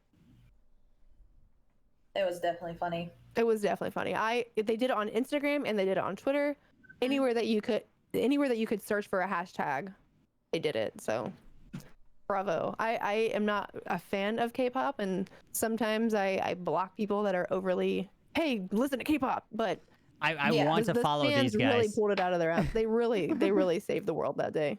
So in the last week, really, not just a day. They have done so much. I don't know what to talk about, like so much. Matter movement. I mean, that in and of itself, and then every time, like, they're like, oh, well, why don't you talk about this? And they're like, oh, well, we did donate to that. And like, everything else is just like, oh, my God, this is amazing. Like, way to, just be, like, a full supporter of everything. Yeah, Anonymous came back. Anonymous was one of the ones that asked the K-pop stands to do it, actually. Yeah. Oh, I had a The button. K-pop stands did it to the White Lives Matter hashtag, and then Anonymous was like, "Hey, do you guys want to take care of the Whiteout Tuesday hashtag?" And they did. Like within hours, it was gone. That's awesome. Oh yeah, the Chicago PD. Yeah, that stuff was really funny. Good old Chicago. So funny. Yeah. So and then I see the link with the Valve, and that's I'm assuming the one from a couple years ago. Yeah, that was 2014. Yeah. So I knew that happened. And then there's the link to depth if you wanted. Yeah. Which I didn't know the hardcore details. I knew that Valve had run under the same thing like Sony had, roughly, back years ago. It basically just boils down to the Australian Commission. They feel that if a consumer believes that a game is faulty in any way, that they are deserving of a refund, regardless of how long you've owned it or how much you've played it. So that's the Australian law, and Sony broke it. So yeah, Sony broke it. Valve's broken it, you know, and they've since changed, at least in that market. And you know, it's a good thing. They're protecting their consumers, you know, and that's something that, you know, especially for what they pay and everything else, you know, it's good for them and their market. It would be great if we got that here, but that's not happening anytime soon. Hey there, it's Josh. Welcome back to Let's Game It Out. We're playing Satisfactory today, my favorite factory building game where we find exciting new ways to make ridiculous... God, that was loud. Oh my God, I'm sorry, everybody. My ears, I'm wearing headphones too, guys. Like, Jesus fucking Christ. What just happened? I tried to open the Satisfactory link, and it hurt. Oh my God. Oh no. Oh, it just auto started playing, and it was so loud. Oh God. Josh is super loud. Yeah. Well, it like loaded Satisfactory up, like, today. My dude, favorite even factory like building game. half health, or like not half health, half volume. Half volume. Half health. Ow. His videos are super funny though. You should definitely just like, if you have time, if you're just like cooking or cleaning or something, just throw his videos on in the background. So fucking funny. Warlock, dude, that looks like. Look, that's the weaving. Like, see, like that's different. Like that is so satisfying. Like Warlock, like check this shit out, because we were talking about like Warlock loves this game, and you know we talked about it, and he bought it, and then he actually gifted to me on Epic, which is why I took this up. But like, that's a conveyor belt. Yeah, it's a tornado conveyor belt, and he actually put a whole thing inside of it. It's these copper wires. Yeah, all the way up. Oh yeah, that's awesome. That's why he's getting like 1 frame per second. Oh yeah, dude, like even me with some of my areas. Like, yeah, the devs of these games give him keys just to watch him exploit their games. Like he finds, if there's a loophole or a broken piece of any game, he fucking finds it. Yeah, I fucking he love. exports the fuck out of it. It's so, yeah, look how satisfying that looks. You know how long it probably took him to do and that? Like my dude, like how long do you sit there and make that? Yeah. It takes a while. It really does, because you have to. So every one of these. So what he did is he had to make a standing girder here, like a girder there, like a support there as he's doing it, and probably from the looks of it. So the thing is that actually. These the conveyor belts can intersect, because those are like in a coating. The coating isn't like that. Like most other things can't intersect, but like if conveyor belts, they'll let them intersect, because that's just way too much for the game to handle. But it looks like. So once you put, the funny thing is, once you put like a conveyor belt, like a support, if you put another one after it, you can get rid of the other support, because it looks like right here there isn't one. So it looks like he did that. So he put the second one and then got rid of the mid support, which theoretically shouldn't work, but you know, in actuality. Genius when it comes to games. Like it takes him like a month to make a video for a game, because he literally puts hundreds of hours into that kind of bothers me though. That was a spaghetti like oh yeah, this is like that's his first one ever. Yeah, I was saying like that. Yeah, like that's. I remember my first one. Like Warlock knows that I remade all my spaghetti area. That's why he made the tower, because he was like, this looks fucking stupid, and then he just made the tower, and then he moved on. He does so much though. Like he's a really great YouTuber. I think he's like really underrated. I think he deserves way more subs than he has, considering all of the pain that he goes through playing these games. Sliding. I made myself a little roller coaster. I'm not gonna lie. 3 days now, and I'm still Yeah. sliding. I watched the sunrise all while sliding. All while Here we sliding. are, our Hey, that's where I started. lovely oasis. Yeah. This is. I have a power plant right there. Where those trees are, there's not trees anymore. I have a huge coal power plant. We'll just jetpack over And there. I think he does exactly the same thing. He nukes that entire area and he puts a nuclear power plant there. Yeah. And that's It's where so I funny. built my whole coal power plant. Like, there's like 12 coal factories. Put down is the hub. This is what allows us to unlock He new makes blueprints crazy and stuff. which we're gonna need. He We just can't put it in the rock so his face sole down, purpose but in we games is can, to so figure out we any way should possible just to start break it. Like connecting. do See, look the at that, it absolute couldn't be more minimum while simple. still The conveyor succeeding. belts just This is like literally exactly how my first area looked because just shove everything in there. No part is too crappy. According to the awesome sync, we have started to give it a little bit more than we did before. So what's the purpose behind this game? Make conveyor belts? so the purpose is Factory. yeah, you to build an efficient factory and to upgrade. You are working through the Industrial Revolution. But like that looks just like so cool. It looks also like very bad. And it would bother me, but it looks cool.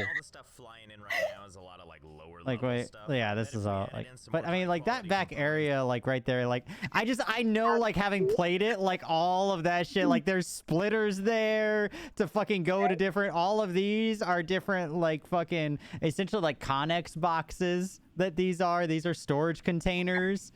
Yeah, it's a survival factory game. It's literally the goal think of it like a Sim City type of thing. The goal is just to upgrade and to make it better and to research things and just make a better, more efficient. The story, for lack of a better term, is you work for a company. You're trying to.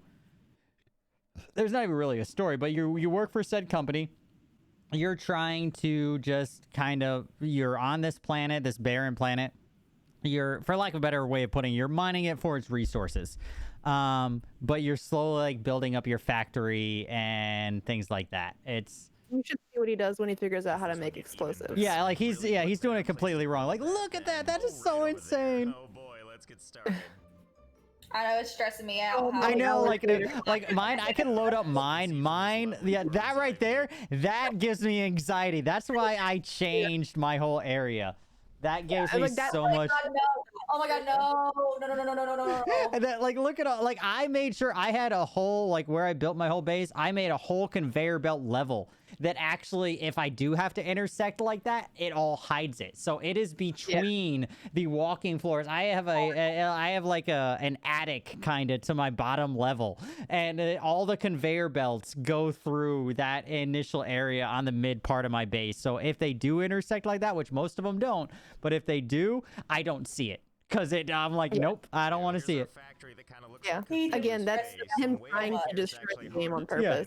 He's like, do this as poorly as possible. But he's a great video game player. Like, he I can does only crazy- imagine the frames right now looking at this, because just thinking about my game, how when frames slowed down when I was in an area like this. Yeah.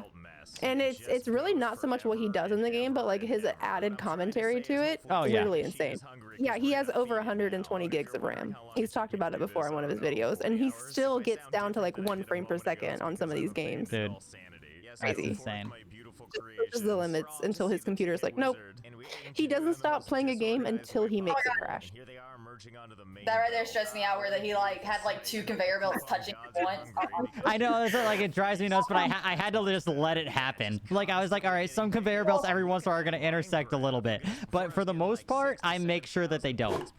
And now a glorious 13.5 million points per minute. Okay. So like literally what you do is like you can, so to get like the cosmetics in the game, you can literally load everything into kind of like a dump like area. So which you don't really want to do unless you have excess of stuff.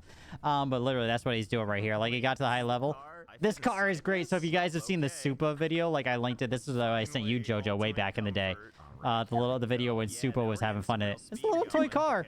Things considered, this thing's pretty fun. It was really impossible. It was a little smart car.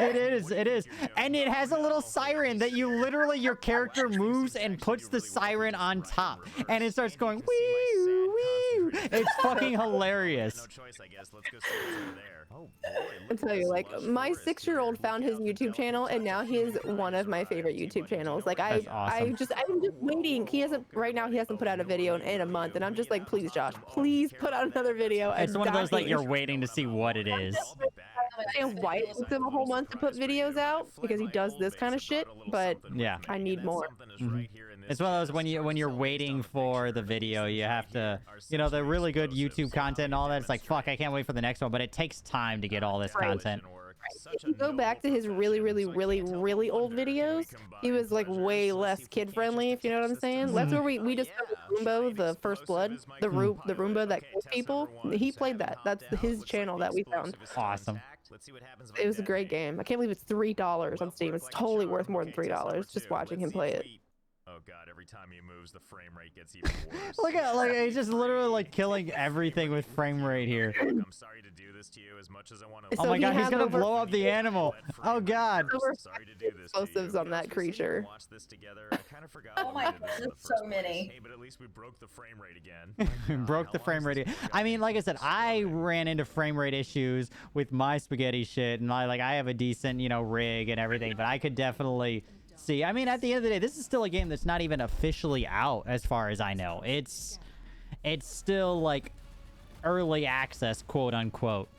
Can we get through the ad? There we go. This is still going on. You know, we'll just leave them to the fate. But like I know the pain. Like this much stuff when it's acting up and all that. If you're in an area. And by that I mean let's unlock. That's why he was given a key to the factory, Oh, yeah. because it's These are so much fun. I made a roller coaster with mine, so this is what like the link that you sent. I wanted to watch this part.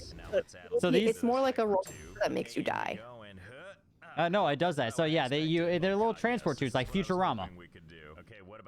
I made one that went around and around. I made a giant second story to my factory, and mine like went around and around and down. And the way up, actually, there are launch pads. I took launch pads that went like to get up to the second story. Like you just flew on launch pads back and forth, back and forth. Yeah, early access on Steam. You know, it was out on Epic Store. It is now live on Steam. He's literally going under the world. Yep, you could do that. It's great. That's right. Let's just add a modest number of tubes to everything. I did that pretty much. Way to enjoy the cacophony. Just you propelled freely through a frictionless tube like a bullet down the barrel of a gun. Watch out on that exit. I love it. It's pretty impactful. This does have me wondering though, which part about this glorious thing caused damage? You think it's the part where it's pushing you down? I think we need to do some experimenting. First, let's build a tiny little tower. I would do that. That's all I would do is I'd find a way to make all those tubes and just. Oh yeah, no, that's right. Like I said, I built the roller coaster. I built one up the side. There's a plateau, so he's on the same map that I tried for the first time, which is like the advanced map, which I guess I probably shouldn't have started with. But there's a giant plateau. I built those tubes up and built like a roller coaster up, and then but when I coming back down, I go so fucking fast. It's insane because I just shoot back and forth like down because gravity takes an effect. Okay, everybody, hold on to your internal organs. Oh, he's trying. Squish. Yeah, he's trying to kill himself. Okay, I think we're about ready. What with all the layers we added. So great. From the top isn't too bad either. I'm curious. Okay, so he is higher than the plateau. That plateau right there, that giant one is where, yep, that's exactly where I built. Well, it's not that like that. That looks insane. Now let's hop in so the end can take us. You know, it's strangely peaceful. Oh my god, this is funny. Oh my god, that's we're alive. How are you alive? Sorry, I doubted you. Maybe it's that beautiful soft sand. So let's aim it up instead and see if we can reach the heavens. Okay, here goes nothing. Go as fast as we can, and then and back up we go. Oh, how about that? Oh, hey! Started. I do Oh, cool. wonder something though. If I put an entrance point Now you right know here, things you didn't can know see that it's before. pulling in air. This gives me an idea. Okay. So as you can see, I added a new element here, and we'll see if the additional air pull adds a little something. Here we go. Ooh, Okay, that's here an it idea. comes. And oh wow, we Can you started get higher? A bit faster. Strike that a lot faster. Well, I think we know what happens. To be fair, I also did break this, so Warlock can testify. There's a ship that you send up to your parent company, Yeah. Oh yeah, he talks about I go up. Look, it just stops in the sky and it never disappears. Yeah, I climbed on top of it and had one of them hit the button. I'm like, fuck it, let's see what happens. So I just stood up in the sky like for a while. Like I was just like, I can't move. If I move, I die. Like I'm standing on nothing. It goes to the very top of like the sky and then it just sits. Yeah, because it like goes off into nothingness to send to your factory parent company to send them the materials. This would give some extra speed. So let's test this. And just like that, we have our test bed ready to go. I wish I could just like figure out how his brain works. I want to figure out how the power system is working here. Well, I guess how much power is he fucking using? Because I'm just thinking like in game style, like the nuclear power plants that he must have set up are just insane for all the shit that he's running. Because I have an excess of power in mine, and I still run into issues, and I don't have this much set up. And I'm not sure what witchcraft happens when you do this, but if you get enough of them going, oh boy, do you fly and fly and fly all the way to heaven. I knew that hypertubes were going to revolutionize travel, but I didn't know it was going to be this good. Have you ever been like, wow, I wish I could be over there now? No problem, we've got you covered. Have a safe trip. Are you ever working early on the job site when all of a sudden you realize you have a hunger to do some shopping? So he did this to Planet Zoo as well, and that drove me insane because anyone that watched me play Planet Zoo, I struggled so hard to have a successful zoo, and I never got above like 2.5 stars. Never, right? He played Planet Zoo trying to run the zoo into the ground and ended up with a 5-star zoo. Like literally, awesome. that led to the animals, was understaffed, and had a 5-star fucking zoo. And I was just like, I am never playing that game again. Like, so bad. Watching his video of him trying to destroy everything, and he did better than I've ever done. Dude, like, this is what I want to do. Like, I'm just going to change my stream into this, because I like doing this kind of shit, just fucking ruining games. Yeah, I've honestly thought about doing it, because it's just so fun. If you try not to do well, you just do better, usually. You know, I'll never get tired of building these cannons. It's like I'm crafting the barrel of a gun every time. Before we go on Oh, is he gonna try to shoot himself over to the tornado? I think so, yeah. He just constantly. What's he gonna buy with his coupons? Something nice for the voyage. Ooh, like this coffee cup. I have the coffee cup in mine. Yeah, I just sit there, like, stand up above it and just sip coffee. Like, little things like that I love about the game. It's just like I could, you know, you're on the job. Oh, holy shit. Oh, so as far as I could be wrong, Warlock, or was it determined officially that all the starting zones are just part of one giant map? Have we learned that for sure? I know. I mean, it kind of looks that way. So, because it's just different biomes of the map. Like, it's a ways to get to the other areas, but it's all one planet. Okay, okay, so that's what I thought. So yeah, he's launching himself to another area. That's why it looks like a different biome. So another part of the continent. Right. And more importantly, what is that we see off in the distance there? Okay, cool, Warlock. I knew you had still like played it more than I have. I know I did. I'm gonna see if I can't clean this mess up as well as but yeah, he has multiple episodes of Satisfactory, and he has multiple of Planet Zoo. He's so fun to watch. It really is you can make it as fun. Just a lot of those games like Ark and all that. You can make it as fun as you want it to be. I definitely want to play that game. I just was like, throw it on Steam, please. I don't want to have to play on Epic. I do, yeah. I mean, the only reason I ended up getting on Epic is because Warlock, I think, downloaded it because we were talking about it. He's like, this game is amazing, and he gifted it to me. So thank you again, Warlock, because I spent way too many hours playing it. But yeah, I would not be opposed to getting it on Steam again to play with you, Jojo, because it is just fun. Especially because, like, it's starting out, like, not knowing exactly what to do. I could be like, okay, here's the better way to, like, you know, at least be like, here, you should build a factory or a, you know, build a quandary here. Okay, you have questions, and just let you do your thing, you know. So when are we gonna have a depth night? I don't know. Oh, that was the next thing, was the shark horror game.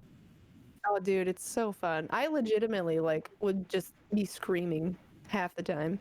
Play as a shark or diver in a dark aquatic world and overcome your enemies by employing cunning, teamwork, and stealth. Yeah, there's multiple game modes. So there's a game mode where if you get eaten by a shark, you become a shark. And then there's a game mode where there's one shark and it's like a hide and seek, more like Dead by Daylight kind of.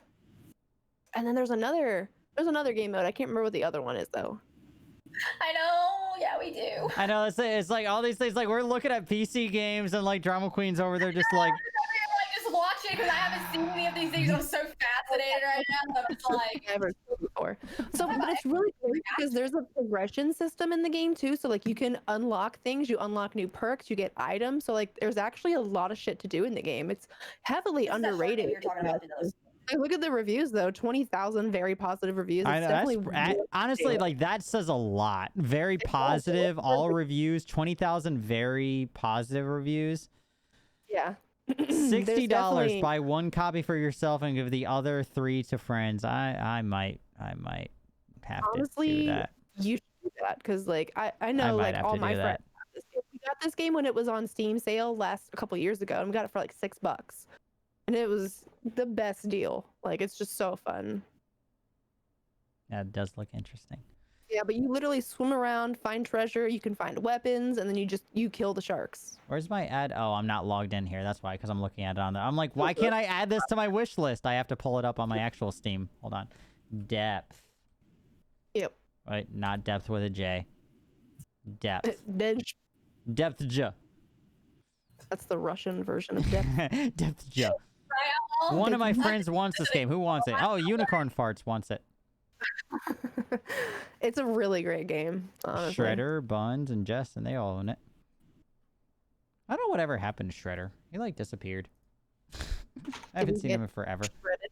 I don't know. I think he got shredded, yeah. He was another PC player like us. Played all the indie games with us. Oh.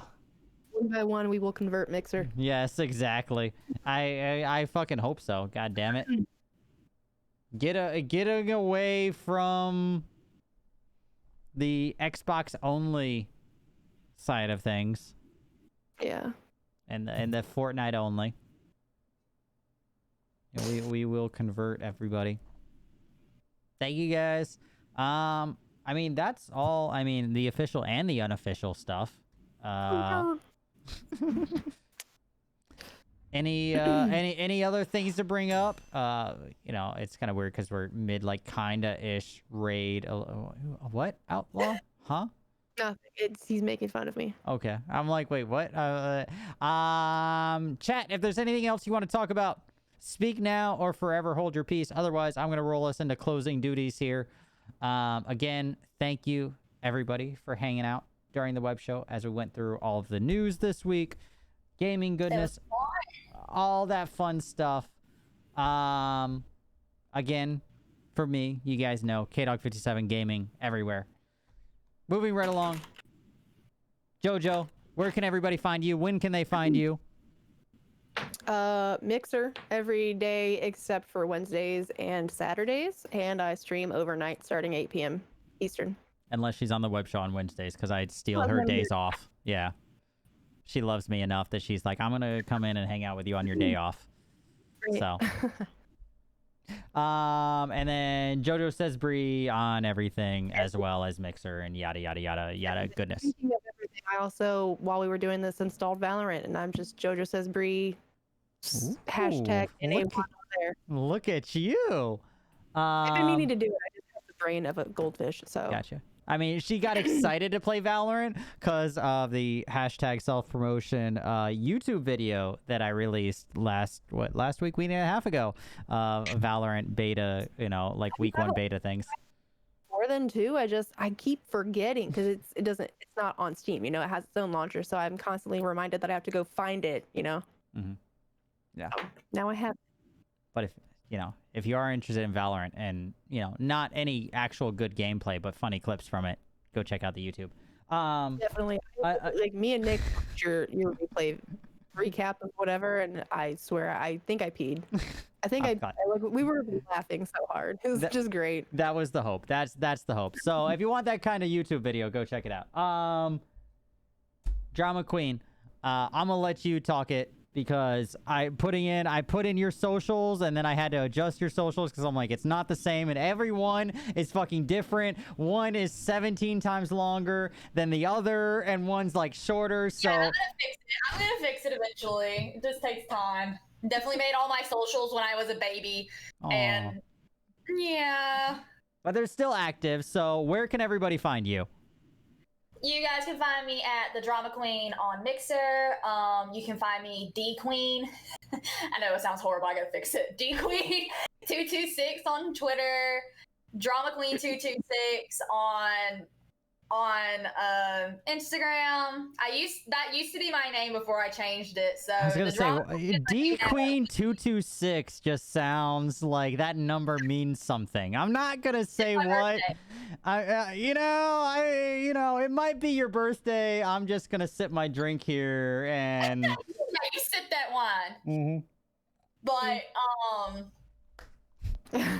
previous name for other publications. Yeah, I was like, Orange Tube and the other platforms that are really good to their content creators as well. I will say that they are great to their content creators.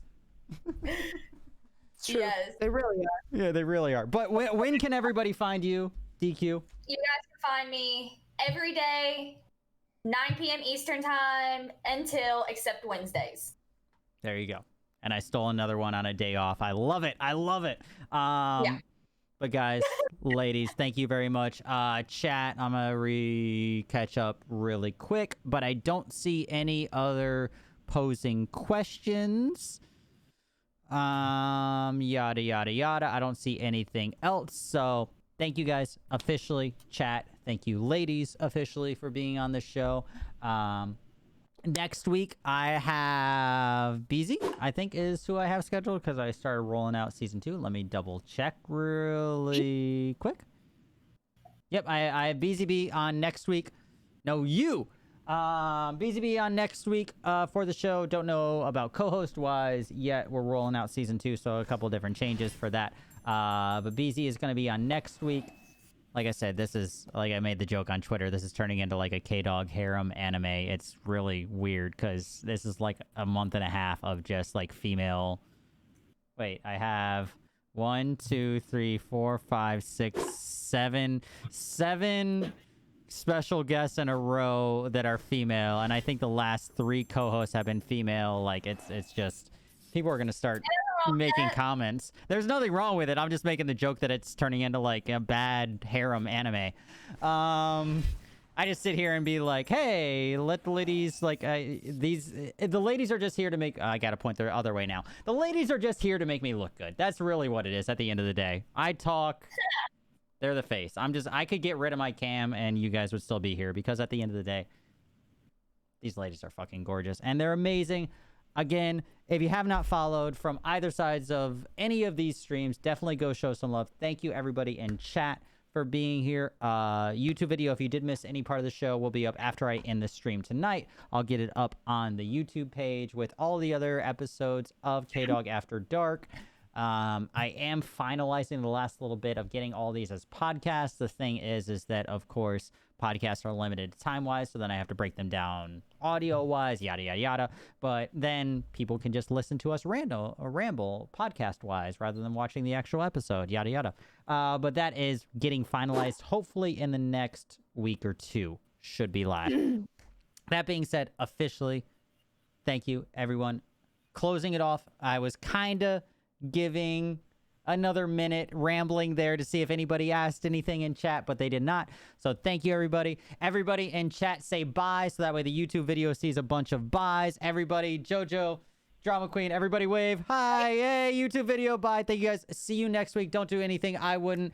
Have a great rest of your evening, and I will see you guys next week with BZ for Season 2, Episode 2.